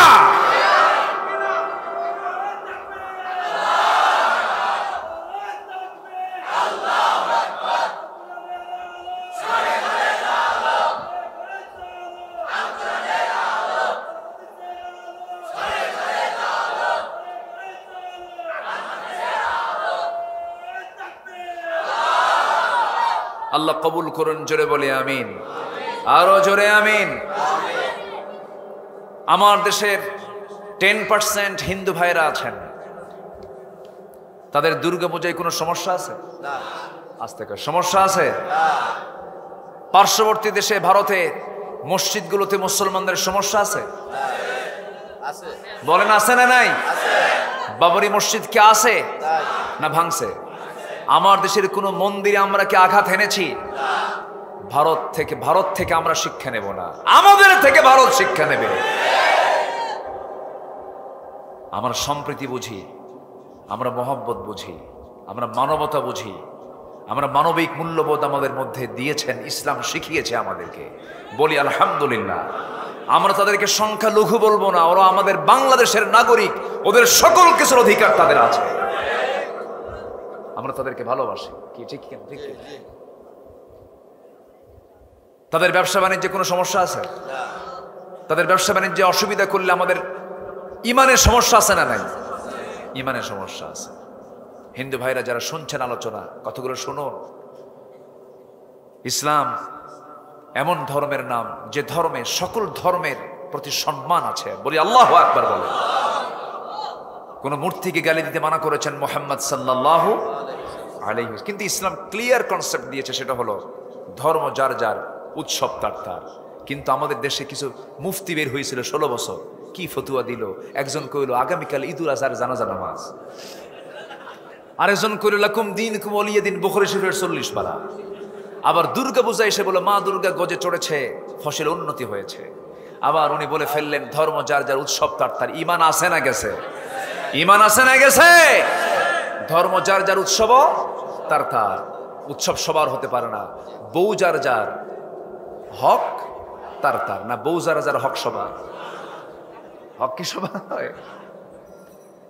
রাগ করতেছেন আমার কথাগুলো শুনে? রাগ করতেছেন? একটু মনোযোগ দিয়ে কথাগুলো শুনি। তাহলে নাম্বার 2 হলো নামাজে আমরা যত্নবান হব না অলস হব? বলেন, অলস হব না যত্নবান হব? সবার কি আজকে ফজর হয়েছে? আওয়াজ খুব স্লো। জোহর হয়েছে? আসর হয়েছে? আজকে জোহর ছিল না জুমা ছিল? মানে একটু ভোগিযোগী করতেছেন মনে হয় নাকি? জুমা তো বাদ যায় না নাকি? জুমা বাদ যায় না। শুক্র আলেই সমস্যা নাই, কিন্তু জোহরে সমস্যা। নাম হলো ফজর আলী, 10টার দিকে ঘুম থেকে ওঠে। ওর মা কি নাম রাখছে বলেন তো? নাম হলো রমজান আলী, রমজান মাসে দুপুরবেলা ভাত খায়। নাম হলো খোকা মিয়া, বয়স হলো 80 বছর। নাম হলো বাদশা মিয়া, ভিক্ষা করে। কি করে? নাম হলো আতর আলী, পকেটে গাজার গন্ধ। এগুলো নাম দিয়ে কাজ হবে না। সিরাজগঞ্জ আর একটা প্রবলেম আছে, গাজীপুর, তারপরে কিছু চড়াঞ্চলে কিছু প্রবলেম আছে। কিছু বাবা আছে, বাবা কিছু ভণ্ডামি আছে। বলবো কথাগুলো বলবো, কারণ যেখানে যে ওষুধ সে ওষুধ তো দেওয়া দরকার। কিছু বাবার দরবার আছে। আল্লাহর কসম করে বলি, পৃথিবীর কোনো মানুষ গায়েব জানে না। আপনার পীর আপনার কিচ্ছু করতে পারবে না। আপনার পীর আপনার কোনো কল্যাণ করতে পারবে না। আপনার পীর আপনার কোনো ক্ষতিও করতে পারবে না। বোঝে না এগুলো, সব পাগলের মতো যায় শীত হয়ে পড়ে থাকে। বাবা একটা বাচ্চা দিবা, ও কি বাচ্চা দেওয়ার মহাজন? বাচ্চা দিবেন কে? কে দিবেন বাচ্চা? ছেলে দিবেন কে? মেয়ে দিবেন কে? দিবেন না কে? ফয়সালা কার? মন খারাপ করবেন কেন? আল্লাহর কাছে বলবেন। আপনি মাজারে গিয়ে সেজদা দেয়, এগুলো আছে কিনা? সিরাজগঞ্জের নওগাঁ আছে, নওগাঁ এই যে তারাসের দিকে আছে, সব চিনি, কোথায় কি হয় সব বুঝি। এখন সবগুলো তালিকা করতে হবে, ঠিক কিনা? যেখানে শিরক সেখানে প্রতিরোধ, যেখানে শিরকের গন্ধ আছে সেখানে লাঠি দিয়ে মোকাবেলা করতে হবে। ভণ্ডামিগুলো বাদ দিতে হবে। এই সমস্ত মাজারে নারী পুরুষ একাকার হয়ে যায়। ওরা বলে মেয়েদের নাভির নিচের সম্পত্তি খাস সম্পত্তি। কত বড় জঘন্য কথা এগুলো! পিটাইয়া সোজা করা দরকার বেয়াদবদের। সতর্ক থাকতে হবে এগুলো। এরা ইমান ছিনতাইকারী। আরে ছিনতাইকারী কি? ছিনতাইকারী, ইমান ছিনতাইকারী। আর সাবধান থাকতে হবে। আমি 2018 সালে জেলখানায় ঢুকলাম। তো জেলখানায় ঢোকা মাত্রই দুই বুড়ো চাচা, এক বুড়ো চাচা আমার দেখে দারুণ খুশি। সালাম দিলাম, চাচা আপনি হাসেন কেন? বাবা কাছে পাই না, আপনি আসছেন খুব খুশি হয়েছি। দেখেন তো জেলখানায় গেলে উনি খুশি হয়েছে। তো কেন আপনি খুশি হলেন কেন? দূর থেকে ওয়াজ শুনি, কাছে যেতেই পারি না, এত কাছে আসছেন, এখন মজা করে ওয়াজ শুনুন। এটা হচ্ছে ওনার চিন্তা। আরেক মুরব্বী দেখি এরকম 80 ঊর্ধ্ব বয়স, ঠোঁট কালো, মোষটা লাল হয়ে গেছে, কিসের যেন ফ্লেভার নেয়, বোঝেন নাই? তো বললাম চাচা আপনি এই জায়গায় কেন? বাবা এই সরকারের কোনো হুঁশ নাই। কেন? এরা গাছের বিরুদ্ধে নামছে, যে গাছটা বেহেশতের গাছ। বললাম বেহেশতের গাছটা কি? কে বাবা বুঝবা না, গাজা। গাজা কত যে বিচিত্র দুনিয়ার বিচিত্র মানুষ, এই দুনিয়াতে বিচিত্র মানুষ। গাজা নাকি বেহেশতের গাছ। সকল নেশা হারাম করেছেন কে? আসতে বলে সকল নেশা হারাম করেছেন কে? সকল নেশা হারাম, এতে কোনো সন্দেহ। অনেকে মাহফিল এসে বলে হুজুর বিড়ি খাওয়া কি জায়েজ আছে? মানে উনি জায়েজের চেষ্টায় আছে। কোন নেশাই জায়েজ নাই, সব নেশা হারাম। বাবার দরবারে চাবো না, কার দরবারে চাবো আমরা? আল্লাহর দরবারে। মানিকগঞ্জে গেছে এক মাহফিলে, বললো হুজুর আপনি যে গ্রামে আসছেন এই গ্রামে 350 পীর। বললাম 350 পীর মানে? এত পীর থাকতে আমার দাওয়াত দিয়েছেন কেন? হুজুর একটাও নামাজ পড়ে না। তাহলে কি পীর? নামাজি পীর না বেনামাজি পীর? বেনামাজি পীর হয় না ভণ্ড হয়? বেনামাজি পীর হয় না ভণ্ড হয়? আমার বন্ধুগণ, ওই সমস্ত সঙ্গগুলো ধরা যাবে না, শিরকির কাছে যাওয়া যাবে না, বিদআতের কাছে যাওয়া যাবে না, কোনো কবরে গিয়ে সেজদা দেওয়া যাবে না। আল্লাহ পাক সবাইকে নবীর কবর জিয়ারা করার তৌফিক দান করুন। আল্লাহ পাক আমাকে অসংখ্যবার দেখিয়েছেন নবীর কবর, নবীর মাকবার। আমি কতবার জিয়ারত করেছি আমার মনে নাই। আমি আমার নবীর কবরের সামনে গিয়ে যতবার আমি গিয়েছি, একটা বার আমার চোখের সামনে ধরা পড়ে নাই কেউ ফুল নিয়ে গেছে, চোখে দেখি নাই। কেউ দোয়া করতেছে নবীর কাছে চাচ্ছে, এমন কোনো সুযোগও নাই। যদি কোনো কবরে যদি ফুল দেওয়া যদি জায়েজ হতো, গোটা পৃথিবীর সমস্ত ফুলগুলো বরাদ্দ হতো আমার নবীর কবরে। কোন ছবি যদি হ্যাঙ্গিং করা জায়েজ হতো, কোন মূর্তি বানানো যদি জায়েজই হতো, গোটা পৃথিবীর ভিতরে সবচেয়ে বড় মূর্তি নির্মাণ হতো আমার নবীর মূর্তি, ঠিক কিনা? মূর্তির পক্ষে ইসলাম নাই, ছবি ঝুলানোর পক্ষে ইসলাম নাই, কবরে কোনো ফুল দেওয়ার পক্ষে ইসলাম। 21শে ফেব্রুয়ারি আসলেই খালি পায়ে না জুতা পায়ে? খালি পায়ে না জুতা পায়ে? কোন হাদিসে আসছে? কোন হাদিসে আসছে এগুলো? এগুলোকে আমাদের সোজা করার সময় এখন আসছে। আমরা বাঁচেন, আমরা তাদেরকে সম্মান করি। আল্লাহ তুমি তাদের কবরটাকে জান্নাতের টুকরা বানায় দাও। কিন্তু তাদেরকে স্মরণ করতে গিয়ে শিরকের প্রথা নিয়ে আমরা স্মরণ করব, এমন স্মরণের পক্ষে আমরা কথা বলবো না। হকের পক্ষে কথা বলবো, কল্লা দিয়ে দেব, আল্লাহ ছাড়তে পারবো না। যে কথার ভিতরে যে কাজের মধ্যে শিরিক আছে সেই কাজের মধ্যে আমরা সোজা কথা। কথাগুলো রেকর্ড হচ্ছে, চলে যাচ্ছে, যাক চলে। সবার বাতিলদের দুর্গে যা আঘাত হানার দরকার আছে না নাই? ওরা আমাদেরকে এতদিন বলেছে সাম্প্রদায়িক, বলেছে জঙ্গিবাদী, বলেছে সন্ত্রাসী, বলেছে কট্টরপন্থী, বলেছে রাজাকার, বলেছে মানবতা বিরোধী অপরাধী, অনেক গালিগালাজ দিয়েছে। তোমার গালি দিয়ে পাত্তা পেলে না, পালানোর জায়গা তোমরা পাও নাই।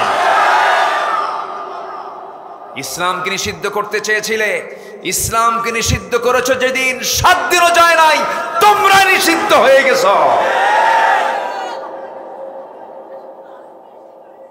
ইসলাম কারো বাবার নয়, ইসলাম কার? আসতে বলবেন না, ইসলাম কার? ইসলাম ছিল, আছে, থাকবে। আমি আপনি থাকবো না, আমি আপনি চলে যাব। ইসলাম ছিল, আছে, থাকবে। আমার বন্ধুগণ, তাহলে এখানে যারা আসছি সবার কাছে আমার করজোড়ে মিনতি, একটা ওয়াদা কি করা যায় নাকি মাহফিলে এসে, হুজুর আসছি যখন মাহফিলে, নসিবে যখন জুটেছিল মাহফিলে আসা, আজকের থেকে মৃত্যুর দিন পর্যন্ত 1 ওয়াক্ত নামাজ কখনো কাজা করব না। সিদ্ধান্ত কি নেওয়া যায় নাকি? এমন সিদ্ধান্ত যদি নিতে পারি মাহফিল কবুল হয়ে যাবে, বড় একটা উপকার হয়ে যাবে মাহফিলের, আমাদের আশা ধন্য হয়ে যাবে। কারণ আল্লাহ পাক খুব রাগ করে ফেলেন নামাজটা না পড়লে পরে। আবার বান্দা যখন ওযুটা বানায় আল্লাহ এত খুশি হয়ে যান, বান্দা ওযু করার সঙ্গে সঙ্গে সমস্ত সগীরা গুনাহগুলো মাফ হয়ে যায়। বান্দা যখন নামাজে দাঁড়ায় আল্লাহ বান্দার সামনে দাঁড়ায়া যায়। আল্লাহ বান্দার সামনে দাঁড়ায়া বলেন, বান্দারে আমার কাছে কি চাস বল। আলহামদুলিল্লাহি রাব্বিল আলামিন। আল্লাহ সঙ্গে সঙ্গে জবাব দেন, হামিদানি আবদি। আর রহমানির রহিম আল্লাহ জবাব দেন, আথনা আলাইয়া আবদি। বান্দা বলে, আর রহমানির রহিম মালিক ইয়াউমিদ্দিন, মজ্জাদানি আবদি। ইয়াকা না'বুদু ওয়া ইয়াকা নাস্তাঈন পর্যন্ত যখন বান্দা বলে, আল্লাহ বলেন, হাদা বাইনি ওয়া বাইনা আবদি। বান্দা তুই আমার কাছে কি চাস, প্রাণ খুলে চা। ইহদিনাস সিরাতাল মুস্তাকিম থেকে শুরু করে ওয়ালাদ-দাল্লিন পর্যন্ত যখন বান্দা বলে, আল্লাহ বলেন, বান্দারে নামাজে দাঁড়িয়ে দাঁড়িয়ে এতক্ষণ ধরে তুই যা চাইলি সমস্ত চাওয়া আমি আল্লাহ রাব্বুল আলামিন কবুল করে নিলাম। আল্লাহু আকবার। বান্দা যখন রুকুতে দাঁড়ায়, রুকুতে যায়, আল্লাহ তখন অস্থির হয়ে যান। বান্দা যখন সেজদায় পড়ে, যখন তাসবিহ জপা শুরু করে দেয়, আল্লাহ ফেরেশতাদেরকে ডাক দিয়ে বলেন, ফেরেশতারা দেখো কেমন করে বান্দা আমাকে সেজদা দিচ্ছে। এই বান্দার তামাম জিন্দেগীর সমস্ত গুনাহগুলো মাফ করে দিয়ে আমি আল্লাহ তার জন্য জান্নাতের বাজেট পাস করে দিলাম। জোরে বলি সুবহানাল্লাহ, আরো জোরে বলি সুবহানাল্লাহ। সে নামাজকে সবাই পড়তে চান না ভাই? সবাই কি নামাজ পড়তে চান? কয় ওয়াক্ত নামাজ বলেন? কারা কারা পড়বেন? মাহফিলকে আমরা সফল করতে চাই, একটু হাত উঁচু করে দেখান তো। জোরে বলি ইয়া আল্লাহ, আরো জোরে ইয়া আল্লাহ। আমাদেরকে 5 ওয়াক্ত সালাত আদায় করার তৌফিক তুমি আল্লাহ দিয়া দাও। জোরে বলি আমিন, আরো জোরে আমিন, আরো জোরে আমিন। কষ্ট দিয়ে ফেললাম মনে হয়। হুজুর মাহফিলে না আসলে তো এই ওয়াদা করা লাগতো না।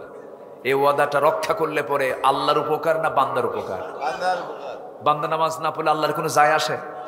আল্লাহর কোনো যায় আসে? ওয়ালাম ইয়াকুল লাহু কুফুয়ান আহাদ। নাম্বার 3, কয়টা অন্তরায় বলেছি? 10টা। আমি যারা আমাকে আলোচনা ফলো করেন, আমি পয়েন্টের বাইরে যাই না।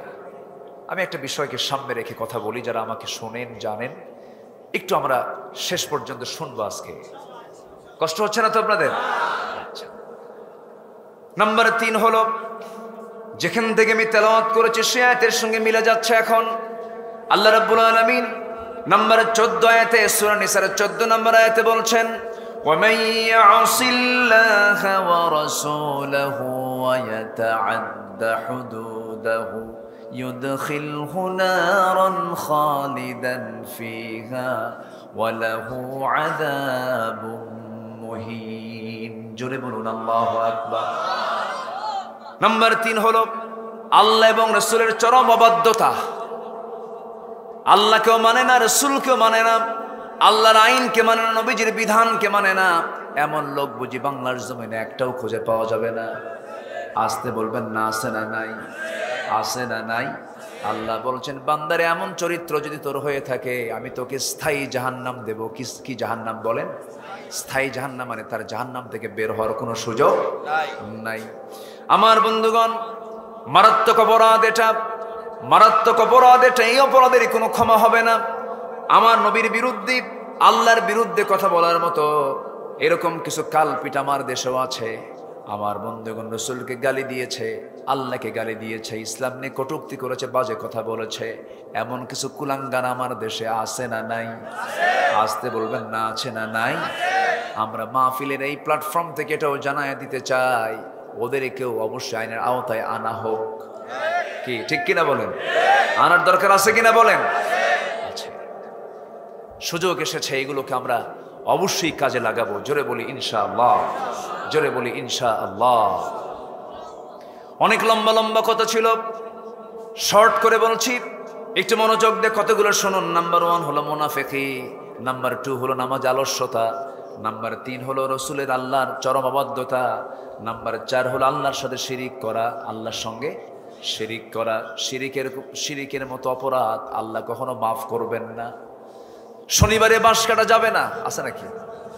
সকালবেলা বাকি দেওয়া যাবে না, মঙ্গলবারে বিয়ে হওয়া যাবে না, বৃষ্টির মধ্যে যার বিয়ে হবে সারা জীবন তার চোখে পানি ফুরাবে না, আছে কিনা? কোন এগুলো কয় না, একটু বলে। ট্রাকের পেছনে ছেঁড়া জুতা ঝুলে রাখছে। বহুদিন আগে এক ট্রাকের ড্রাইভারকে ডাক দিয়ে বললাম, ভাই রে, এই ট্রাকের পেছনে ছেঁড়া জুতা রাখার কি দরকার? হুজুর বুঝবেন না, বদনজর। বদনজর কি নজর?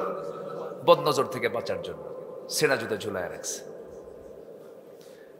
কথার শিরিক হয়, চিন্তার শিরিক হয়, কাজের শিরিক হয়, বিশ্বাসগত শিরিক হয়ে যায়। এই সমস্ত শিরকের কাজে যাওয়া যাবে না। দল করতে হবে। কার দল? মানুষের তৈরি করা দল করলে কি হয়ে যাবে? শিরিক। বলেন কি হবে? বলেন কি হবে? শিরিক হয়ে যাবে। ইসলাম ছাড়া আরো দল দুনিয়াতে আসে না নাই? বলেন। আমেরিকার পুঁজিবাদ, রাশিয়ার কমিউনিজম, সমাজতন্ত্র, সোশিয়ালিজম। আমার বন্ধুগণ, দুনিয়াতে ইসলামিজমের বিপরীতে 70 থেকে 80টি মানব রচিত মতবাদ আছে। এই সমস্ত মতবাদগুলো মানুষ বানাইছে মানুষের সুখের জন্য, মানুষ বানাইছে মানুষের নিজের আত্মপ্রতিষ্ঠার জন্য, মানুষ বানিয়েছে মানুষের নিজের সুবিধার জন্য, কিন্তু ইসলাম দিয়েছেন বান্দার সুবিধার জন্য। জোরে বলেন সুবহানাল্লাহ। প্রত্যেকটা মতবাদের পেছনে আপনি ভুল খুঁজে পাবেন। আমেরিকাতে একটা আইন পাশ হয়েছিল, যে সূরার যে আয়াত থেকে আমি আলোচনা করছি তার 2 নম্বর আয়াত আগে আয়াত আল্লাহ তাআলা মিরাস নিয়ে আলোচনা করেছেন, মিরাসের সম্পত্তি অংশ বন্টন নিয়ে কথা বলেছেন। আমেরিকাতে তারা নতুন করে আইন পাশ করলো, বাবার 4টা ছেলে যদি হয়, বড় ছেলেটার সম্পত্তি বেশি পাবে, আর পরের 2টা ছেলে 3টা ছেলে তার চাইতে সম্পত্তি কম পাবে, কারণ বড় ভাইয়ের অবদানটা বেশি হয়। এই আইন পাশ করার 10 বছরের মাথায় দেখা গেল কোনো পরিবারে বড় ভাই নাই, সব বড় ভাই খুন হয়ে গেছে। কি হয়ে গেছে? খুন হয়ে গেছে। এটা মানুষের তৈরি কোন আইন। এখানে কোনোদিন স্থায়ী সমাধান হবে না।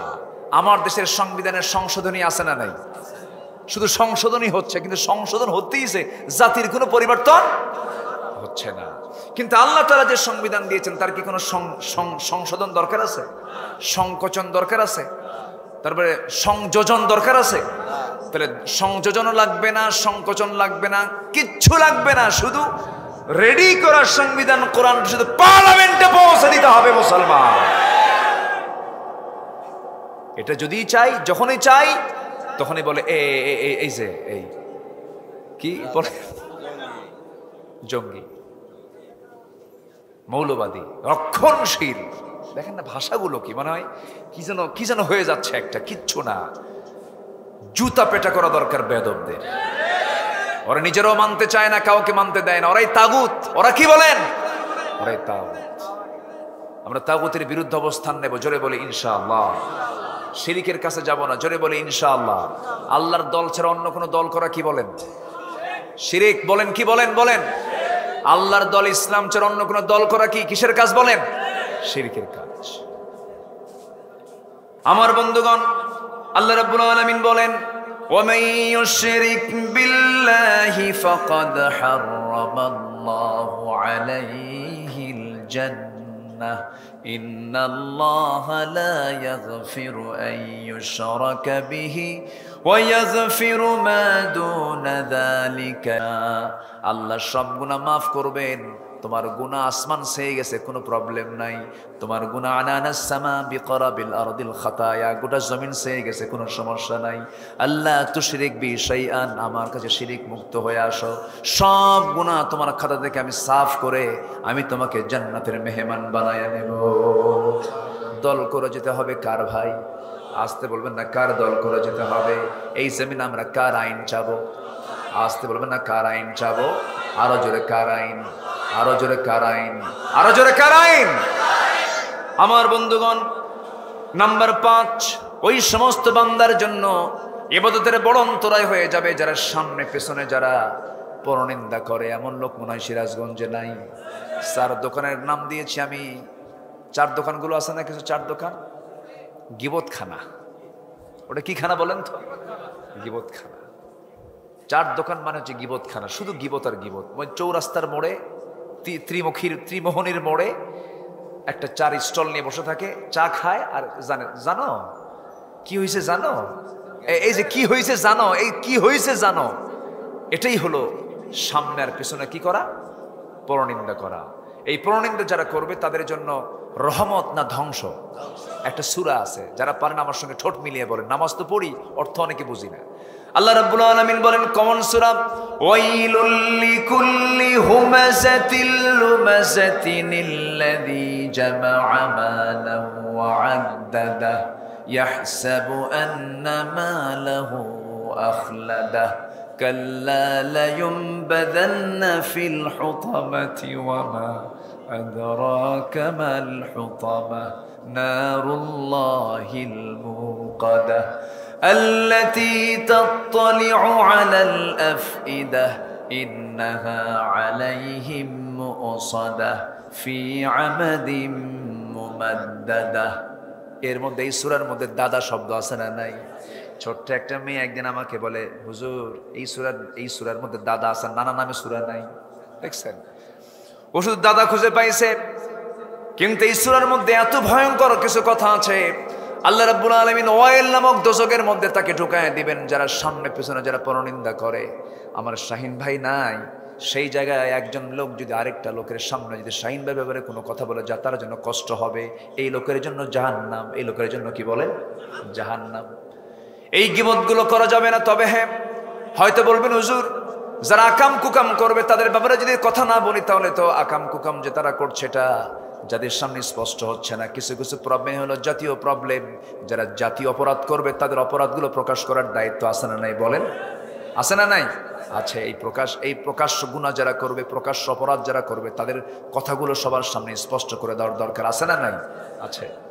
এই ব্যাপারে আজকে আর কথা বলার সময় পাচ্ছি না, শুধু এতটুকু বলবো, আমরা ইবাদত কবুলের জন্য এই মুখে কোনো পরনিন্দা, গীবত, বহতান, মিথ্যা কথা বলা যাবে।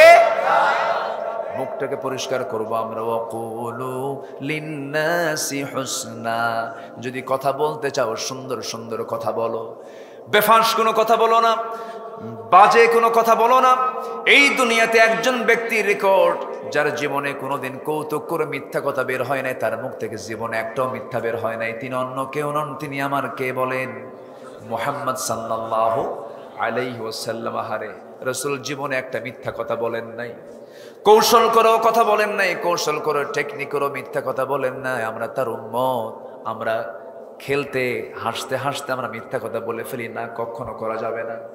আমার বন্ধুগণ, আমার ভাইরা, নাম্বার 6 হলো আল্লাহকে ভুলে থাকা এবং মন্দ কাজের আদেশ করা।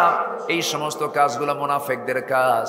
আল মুনাফিকুনা ওয়াল মুনাফিকাতি বা'দুহুম মিন বা'দ ইয়া'মুরুনা বিল মুনকারি ওয়া ইয়ানহাউনা আনিল মা'রুফ ওয়া ইয়াকবিদুনা আইদিয়াহুম। জোরে বলি আল্লাহু আকবার।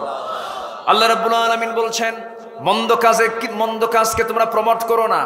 বিগত 16 বছর আমার দেশে দেখেছি অধিকাংশ ওয়াজ মাহফিল, তাফসীর মাহফিলের যে সভাপতি, সে থাকে আবার যাত্রা কমিটির সভাপতি, ঠিক কিনা? ডাবল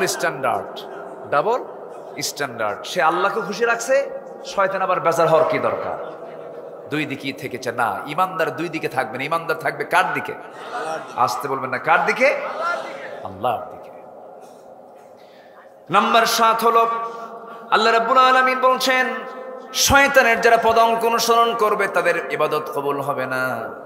জেনা করা কি? বলেন। সুদ খাওয়া কি? এলাকায় মনে হয় সুদ নাই, এখানে লিখে দিচ্ছে একজন, ওদের সুদ সম্পর্কে একটু বলবেন। এটা না দেখলেও তো বলতাম, আপনাকে দেখে বলতে হবে আমার। এখন তো আরো সুযোগই নাই, আরো আগে তো নয় একটু চিন্তা ভাবনা করতাম।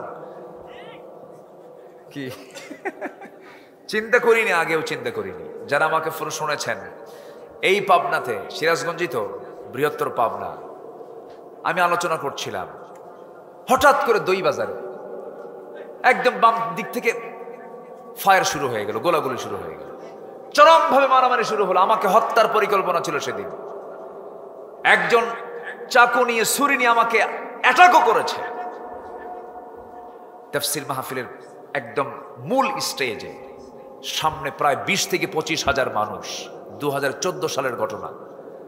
শেষ পর্যন্ত তারা সেখানে গিয়ে মাইক আগুন ধরায় দিল, মঞ্চ আগুন ধরায় দিল, মানুষকে ছত্রভঙ্গ করে দিল। শত শত পুলিশ সেখানে গিয়ে হিজড়ার ভূমিকা পালন করল। এরপরে 3 দিন পর শুনি যে ওই মামলার আমি হলাম 1 নম্বর আসামি। কি কথা কি বুঝতেছেন? আকাম করলো কারা আর মামলা খেলো কারা? এই হচ্ছে অবস্থা। সম্মানিত ভাইয়েরা, শয়তানের কোনো পদাঙ্ক অনুসরণ করা যাবে না। শয়তানের একটা ফাঁদ হচ্ছে সুদ। সুদ তো সিরাজগঞ্জে নাই। আচ্ছা, সুদ থেকে বাঁচতে হবে। জাহান্নাম থেকে বাঁচার জন্য সুদ থেকে বাঁচার দরকার আছে না নাই বলেন তো? সুদ থেকে বাঁচতে হবে। এনিওয়ে, আপনি ব্যক্তিগতভাবে হলেও আপনাকে চেষ্টা করতে হবে। সুদের ধারে পাশে যাওয়া যাবে, আসতে বলেন, যাওয়া যাবে। যদি আপনি সুদ খান, দোয়া কবুল করবেন না কে? আল্লাহ। ইবাদত কবুল হবে না কার দরবারে? আল্লাহর দরবারে। সুদের ধারে পাশে যাওয়া যাবে না। আল্লাহ রাব্বুল আলামিন বলেন, লা তাকুলুর রিবা আদআফাম মুদাআফা ওয়াত্তাকুল্লাহ। আরেক জায়গায় বলছেন, আহাল্লাল্লাহুল বাইআ ওয়া হাররামার রিবা। জোরে বলুন আল্লাহু আকবার। কারণ শয়তান তো বারবার সে খারাপ কাজের দিকে অর্ডার দেয়। ইয়ামুরু বিল ফাহশাই ওয়াল মুনকার ওয়ালাউলা ফাদলুল্লাহি আলাইকুম ওয়া রাহমাতুহু মা যাকা মিনকুম মিন আহাদিন আবাদা। জোরে বলুন আল্লাহু আকবার। শয়তানকে মানলেই জাহান্নামে যেতে হবে। শয়তান আমাকে আপনাকে নিয়ে জাহান্নামে যেতে চায়, কিন্তু আমার নবীর টার্গেট হলো আমার উম্মতকে নিয়ে আমি কোথায় চলে যাব? আস্তরণে কোথায় চলে যাব? আমার নবীর মায়া দয়া আমার প্রতি সবচেয়ে কম না সবচেয়ে বেশি? আমার নবী শুয়ে আছেন কোন মাটিতে? বলেন বলেন, কোন মাটিতে? যেতে কি মন চায় রে ভাই? যেতে কি মন চায়? নবী আমার মদিনায় শুয়ে আছেন। খুব সংক্ষিপ্ত জীবন পেয়েছিলেন, 63 বছর 9 ঘন্টা। কিন্তু আমার নবীজির প্রত্যেকটা সেকেন্ডকে তিনি আল্লাহ তাআলা তাকে দিয়ে কাজে লাগাই দিয়েছেন।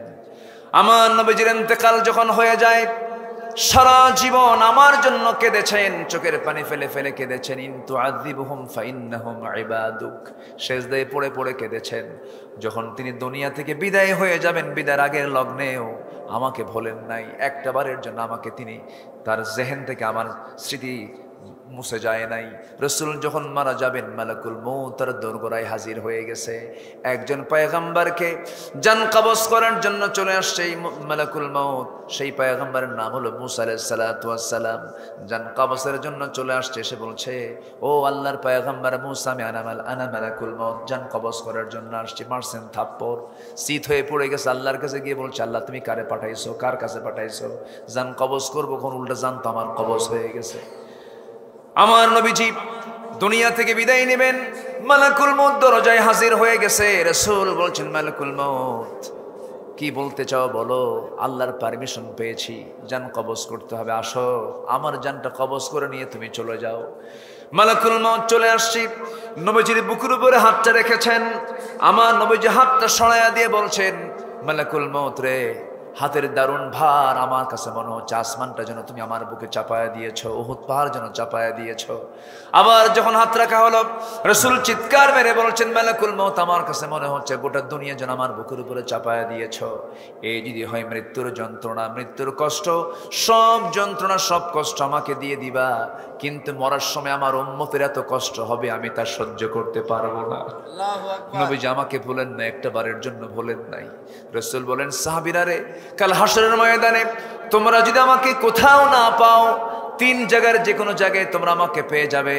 নাম্বার 1, তোমরা আমাকে মিজানে খুঁজবে। নাম্বার 2, তোমরা আমাকে পুলসিরাতে খুঁজবে। নাম্বার 3, তোমরা আমাকে হাউজে কাউসারে খুঁজবে। মিজানে যদি না পাও, পুলসিরাত পাবে। পুলসিরাতেও যদি না পাও, হাউজে কাউসারে পেয়ে যাবে। ইন্না আতাইনাকাল কাউসার, সেই হাউজে কাউসার থেকে জান্নাতের পেয়ালা দিয়া, সেই হাউজে কাউসার থেকে পানি তুলে নিয়ে আমি তোমাকে তৃপ্তি সহকারে পান করায় দেব। জনমের তৃষ্ণা নিবারণ হয়ে যাবে, আমি তুমি একসঙ্গে আমরা জান্নাতে চলে যাব। আমার নবীজিকে এই সম্মান দিয়েছেন কে? আসতে বলবেন না, কে দিয়েছেন সম্মান? আল্লাহ তাআলা দিয়েছেন। আমার বন্ধুগণ, সেই রাসূলকে ভোলা যাবে না। আল্লাহর পথ আমাকে মেনে চলতে হবে, শয়তানের ওয়াসওয়াসা থেকে আমাকে বাঁচতে হবে, বাঁচার চেষ্টা করতে হবে। যুবকরা, নোংরামির সময় কাটাবা না, মেসেঞ্জারে নক করবা না, ইমোতে নক করবা না, হোয়াটসঅ্যাপে নক করবা না, কোনো পরনারীর ইনবক্সে গিয়ে সেখানে সালাম দিবা না। কারো ইনবক্সে, কোনো নারীর ইনবক্সে ঢুকে যাওয়া মানে কারো বেডরুমের মধ্যে ঢুকে যাওয়া, জেনার পথে ঢুকে যাওয়া, এই সমস্ত কাজগুলো করা যাবে না। নোংরামির পথ গ্রহণ করা যাবে না। যদি তোমার বিয়ের প্রয়োজন হয়ে যায়, পরিবারকে জানিয়ে দিবা, পিছনের দরজা দিয়ে নয়, সামনের দরজা দিয়ে প্রস্তাব দিবা, বিয়ে শাদী করে নিবা। আকাম কুকাম করবা তো শয়তান তোমার জন্য পথ খোলা রাখবে, তোমাকে জাহান্নাম যেতে হবে। আজকের সমাজে খারাপ কাজ করা সহজ না ভালো কাজ করা সহজ? বলেন বলেন বলেন। খারাপ কাজটা করা সহজ। যুবকরা, মোবাইল যখন তুমি ইউজ করবে, মোবাইলের স্ক্রিনে যখন তোমার চোখটা থাকবে, সেই সময় ভাববে তোমার চোখ আছে তোমার স্ক্রিনের দিকে, আর তোমার দিকে চোখ আছে কার? আল্লাহ। আসতে বলবেন না, কার? সব কিছু কে দেখছেন? আল্লাহ তাআলা দেখছেন। নোংরামি করা যাবে না, জিনার কাছে যাওয়া যাবে না। এরপরে বিবাহ পূর্ব কোনো সম্পর্ক করা যাবে না, বিবাহ পূর্ব কোনো প্রেম হয় না, বিবাহ পূর্ব হয় হলো নোংরামি। কি হয়? নোংরামি হয়। আবার কিছু কিছু লোক আছে, নতুন বিয়ে শাদী করে বউটা মানুষকে দেখাতে খুব পছন্দ করে। এরকম কিছু আছে না বলেন তো? মানে বিয়ে করেও জেনা করে, বিয়ে করেও কি করে? জেনার পরিবেশ তৈরি করে ফেলে। নতুন বউ হুন্ডাই তোলে, সিরাজগঞ্জবাসীকে না দেখালে হয়? সুন্দরী বউ, বোঝেন না? বউটা তো দেখাতে হবে। হুন্ডাই তোলে। সে কোন হুন্ডা জানেন? সে হুন্ডা আবার এমন হুন্ডা, হুন্ডার যে মানে ড্রাইভিং সিট যেটা, সেই সিটটা হলো নিচতলা, আর প্যাসেঞ্জার সিট হলো দোতলা। কোন তলা বলেন তো? দোতলা। মানে হচ্ছে R15 কি লেটেস্ট ভার্সন না কি ভার্সন আল্লাহ জানে। আচ্ছা, হুন্ডার পিছন তলায়, পিছনে দোতলায় তুললো, স্বামী নিচতলায় চড়ে হুন্ডা চালাচ্ছে। এখন যদি কেউ দেখা মিস করে, এই জন্য যেদিক দিয়ে হাওয়া বের হয়, ধোঁয়া বের হয়, ওটা কি বলে? স্যালেঞ্জার। ওটাকে আউট করে যেন শব্দটা বিকট হয়। এই বিকট শব্দ যখন কারো কানে যায়, তখন তো ওদিকে তাকাবেই, তাকান যেন মিস না হয়। হ্যাঁ, স্যালেঞ্জার আউট কইরা একেবারে ক্লোজার দিয়া গোটা সিরাজগঞ্জবাসীকে দেখায় দিল, দেখো আমার বউটা দেখতে কেমন। আছে না নাই বলেন তো? আসতে বলবেন না, আছে না নাই? দেখায় দিয়া সন্ধ্যার দিকে একদম ক্লোজারে চলে গেল। সিরাজগঞ্জের যমুনার তীরে গিয়ে সূর্য হেলে হেলে যাচ্ছে, এমন কিরণ দৃশ্যে গধূলি বেলায় 16 Pro Max আইফোন দিয়ে একখান ছবি তুলে, একদম অর্ধলগ্ন ছবি তুলে ফেসবুকে আপলোড দিয়ে আর্টিকেল লিখলো, প্রিয় ফেসবুক বন্ধুরা, আসুন আমার বউটাকে সবাই মিলে জামাতের সাথে দেখি। জোরেখন নাউজুবিল্লাহ, জোরেখন নাউজুবিল্লাহ, জোরেখন নাউজুবিল্লাহ। এরকম আকাম্মা, এরকম বদমাইশ কিছু পরিবার আছে না নাই বলেন তো? আসতে বলবেন না, আছে না নাই? এগুলো কি শয়তানের পদঙ্ক নয়? এগুলো কাজ করা যাবে না। প্রত্যেক বাড়িতে পর্দা নিশ্চিত করতে হবে। প্রত্যেক বাড়িতে কি নিশ্চিত করতে হবে? পর্দা নিশ্চিত করতে হবে। বউ কখনো আপনি ছাড়া কারো কাছে নিরাপদ না, এমনকি মামা শ্বশুরের বাড়িতেও না। আসতে কয়, জোরে কোন ঠিক কিনা? নিজের বউ নিজের কাছে একমাত্র নিরাপদ, কোথাও নিরাপদ না। আমার নবীজি কোন সময় ম্যাক্সিমাম টাইমে উহুদে গেছেন, আম্মা জান আয়েশাকে সাথে নিয়ে চলে গেছেন। জীবনে হজ করেছেন কয়বার? হজের সফরও তার একবার হয়েছে। হজের সফরও তিনি একা করেন নাই, বউকে সাথে নিয়ে গেছেন। আলহামদুলিল্লাহ বলবেন না? তাহলে হজের সফরে একা যাওয়া সুন্নত না বউকে সাথে নিয়ে যাওয়া সুন্নত? যার বউ নাই গার্লফ্রেন্ড নিয়ে যাওয়া সুন্নত। দেখছেন চুপ করে আছে, কিছু কয় না। হ্যাঁ, যাওয়াই যাবে না, হ্যাঁ হজই কবুল হবে না। দেখেন কত সুন্দর একটা শর্ত উনি বুঝেছেন। আলহামদুলিল্লাহ। ইসলামের এই শরীয়তগুলো আমাদের জানার দরকার আছে না নাই বলেন তো? আছে। পর্দার পরিবেশ নিশ্চিত করতে হবে প্রত্যেক বাড়িতে। পর্দা করা কি? আসতে বলেন, পর্দা করা কি ফরজ। কোন ক্রমেই বাড়িতে কোনো অশ্লীল কোনো সিনেমা নাটক দেখার পরিবেশ তৈরি করে দেওয়া যাবে না। ইন্ডিয়ান সমস্ত সিরিয়ালকে নিষিদ্ধ করতে হবে, ঠিক কিনা? ব্যক্তিগতভাবে নিষিদ্ধ, সামাজিকভাবে নিষিদ্ধ, রাষ্ট্রীয়ভাবে বন্ধ করা দরকার।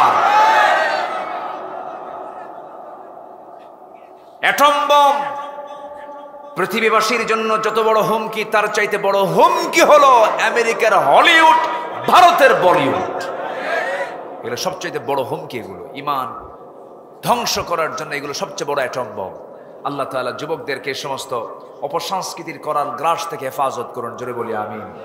শয়তান এগুলোকে ভর করে বিভিন্ন আকাম কুকামগুলো ছড়ায় দেয়, মেয়েদেরকে অশ্লীলতা ছড়ায় দেয়। মেয়েরা দেখেন আজকে পুরুষরা তারা সুন্নাহকে মেনে চলবে, নবীজির সুন্নাহ মেনে চলবে, মাথার চুলগুলো স্বাভাবিক রাখবে, বড় রাখতে পারলে ভালো, অথবা মানে মিডিয়াম করে রাখতে পারলে ভালো, কোনো সমস্যা নেই। রাসূল অনুমতি দিয়েছেন ছোট করে রাখা যায়। কিন্তু আমার নবীজির চুল ছিল ছোট না বড়? আজ থেকে ছোট না বড়? শুধু বড় না, বেশ বড়, বেশ বড়, একদম গলা পর্যন্ত ঘাড় পর্যন্ত চলে আসতো। কিন্তু এই সুন্নাহটা চলে গেছে হলো ওই বেদাতীদের কাছে, ওই যেগুলো বদমাইশগুলো ওদের কাছে চলে গেছে। কিন্তু এটা কিন্তু পিওর সুন্নাহ, রাসূল চুল বড় রেখেছেন। এটা না রেখে করে কি যুবকরা এখন মাথার চুলটা রাখে কেমনে? দেখেন এই দিকে যে চুলগুলো আছে, এই চুলগুলো একদম ছোট করে চামড়া বের করে ফেলে। এইদিকে চামড়া বের করা, এইদিকে চামড়া বের করা, মাথার উপরে গোল কইরা সেন্ট মার্টিন দ্বীপ, ঠিক আছে না? আচ্ছা,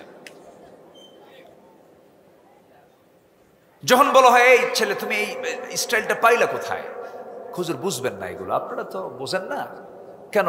কে দেখেন না বিশ্বকাপ খেলা হয়ে গেল, এটা মেসি, ওটা কি হয়েছে? মেসি। আরেকজনকে বললাম তোমার এটা কি? এটা নেইমার। তুমি কে? কুত্তা। আসে না নাই? আসে না নাই? এই হলো মাথার চুল। শার্ট প্যান্টের কোনো সাইজ বাইজ নাই। নতুন প্যান্ট কিনে আনে সিরাজগঞ্জ নিউ মার্কেট থেকে, নতুন প্যান্ট, হাঁটু ফাটা। আছে না নাই? হাঁটুটা কি ফাটা? ফাটা হাঁটু নিয়া নামাজ হবে? যে পোশাকে নামাজ হয় না সে পোশাক কি হালাল না হারাম? হারাম। হাঁটু ফাটা পোশাক, হাঁটু ফাটা প্যান্ট, সেই প্যান্ট নিয়ে একদিন নামাজে দাঁড়াইছে এক যুবক। আমি মসজিদে ঢুকছি, ঢুকে আমি সুন্নত পড়বো, দেখি যে যুবকটা এরকম শার্ট আর প্যান্ট পরে নামাজ পড়তেছে। এখন তো প্যান্ট এত নিচে পড়ে, নাভির উপরে হলো প্যান্ট পরার নিয়ম, পাজামা পরার নিয়ম নাভির উপরে, কারণ নাভি থেকে হাঁটুর নিচ পর্যন্ত হলো সতর। এটা 24 ঘন্টা এটাকে সতর ঢাকতে হবে। এটা কার হুকুম? আল্লাহর হুকুম। তো প্যান্ট এমন ভাবে এখন কাটিংটাই এমন যে নাভির উপরে পরার কোনো কায়দাই নাই। নাভির এত নিচে পড়ে সীমান্ত বর্ডার, বোঝেন নাই? নামাজে দাঁড়াইছে, তো রুকুতে যখন গেছে, রুকুর ঠেলায় দেখি শার্ট উপরে প্যান্ট নিচে, মাঝখানে ফাঁকা। তো ভাবলাম এই তো রুকু, সেজদায় যে কি হবে আল্লাহ জানে। সেজদায় যখন গেছে তখন দেখি প্যান্ট খুলে আন্ডার প্যান্ট বের হয়ে গেছে। আসে না নাই? আসতে বলবেন না, আসে না নাই? যে প্যান্ট পরলে তোমার আন্ডার প্যান্ট দেখা যায়, তাহলে তোমার ওই প্যান্ট পরার দরকার। এগুলো পরা যাবে না, এগুলো সব শয়তানের পদাঙ্ক, এগুলো সব শয়তানের পথ। আল্লাহ এগুলো থেকে আমাদেরকে বাঁচান, জোরে বলি আল্লাহুম্মা আমিন। আরো জোরে আল্লাহুম্মা আমিন। নাম্বার 8, আল্লাহর ইবাদতে বান্দার জন্য সবচেয়ে বড় অন্তরায় যতগুলো, এর মধ্যে একটা অন্যতম অন্তরায় হলো দোয়া কবুলের ক্ষেত্রে, সেটা হচ্ছে রিয়া, ডিসপ্লে, লোক দেখানো। কাউকে দেখানোর জন্য আপনি যা কাজ করবেন, এই জাতীয় কাজ যদি কেউ করে, তার কোনো ইবাদত কবুল হবে না। কার দরবারে? আল্লাহর দরবারে। সূরা মাউনের মধ্যে এই কথা আসছে, একটু বলি। আল্লাহ রাব্বুল আলামিন বলেন, যারা পারেন ঠোঁট মিলিয়ে বলুন, ফাওয়াইলুল লিল মুসাল্লিনা আল্লাযীনা হুম আন সালাতিহিম সাহুন। الذين هم يراءون ويمنعون الماعون যারা লোক দেখানো নামাজ পড়ে, লোক দেখানো যারা ইবাদত করে, নির্বাচন যখন চলে আসে ঘাড়ে একখান যায় নামাজ নিয়া একদিনের আসর নামাজ 7 জায়গায় 7 বার পড়ে ভোট পাওয়ার জন্য। কিসের জন্য বলেন? ভোট পাওয়ার জন্য। এই সমস্ত লোকের ইবাদত কবুল করবেন না কে? আল্লাহ তাআলা। নাম্বার 9 হলো যারা কুফরি করবে। কাফের কোন সম্প্রদায়ের নাম নয়, অনেক মুসলিম নামধারী কাফের কিন্তু আমার দেশেও আছে। আসতে বলবেন না, আছে না নাই? আল্লাহ রাব্বুল আলামিন তাদের ব্যাপারে বলছেন, ইন্নাল্লাযীনা কাফারু লান তুগনিয়া আনহুম আমওয়ালুহুম ওয়ালা আওলাদুহুম মিনাল্লাহি শাইআ উলাইকা হুম ওয়াকুদুন নার। সূরা আলে ইমরান আয়াত নাম্বার 10। আল্লাহ বলছেন যারা কুফরি করবে তাদের কোনো কিছু আল্লাহর দরবারে কোনো কাজে আসবে না, কোনো কিছু কবুল করবেন না কে? কুফরির জন্য কবুল হবে না। নাম্বার 10 হলো যারা আল্লাহর সাথে মিথ্যা দৃঢ় অঙ্গীকার করবে, যারা ওয়াদা ভঙ্গ করবে, অবজ্ঞার সাথে ভঙ্গ করবে আল্লাহর সাথে অঙ্গীকারগুলোকে, আল্লাহ তাদের কোনো কিছু কবুল করবেন না। আল্লাহ বলছেন ওয়ামিনহুম মান আযাদাল্লাহু লাইন। আল্লাহ রাব্বুল আলামিন বলছেন যে সমস্ত বান্দাগুলো ওয়াদা আমার সঙ্গে করে ওয়াদা যারা ভঙ্গ করবে, আমার বন্ধুগণ রূহের জগতে আমরা বলেছি আলাস্তু বিরাব্বিকুম ক্বালু বালা, হ্যাঁ তো আমি, আল্লাহ বলেছেন আমাকে আমি কি তোমার রব নই? সেদিন আমরা বলেছি না না হ্যাঁ। কি বলেছি? হ্যাঁ বলেছি, হ্যাঁ তুমি আমাদের রব। এই যে আমরা ওয়াদা করে আসলাম, এই যে আমরা স্বীকৃতি দিয়ে আসলাম, সেই স্বীকৃতির বাস্তবায়ন যদি দুনিয়াতে কোনো বান্দা না ঘটায় তার কোনো ইবাদত কবুল করবেন না তিনি আমার কে? আল্লাহ তাআলা 10টি পথ থেকে 10টি অপছন্দনীয় কাজ থেকে আমাদেরকে হেফাজত করুন। জোরে বলি আমিন, আরো জোরে আমিন, আরো জোরে আমিন।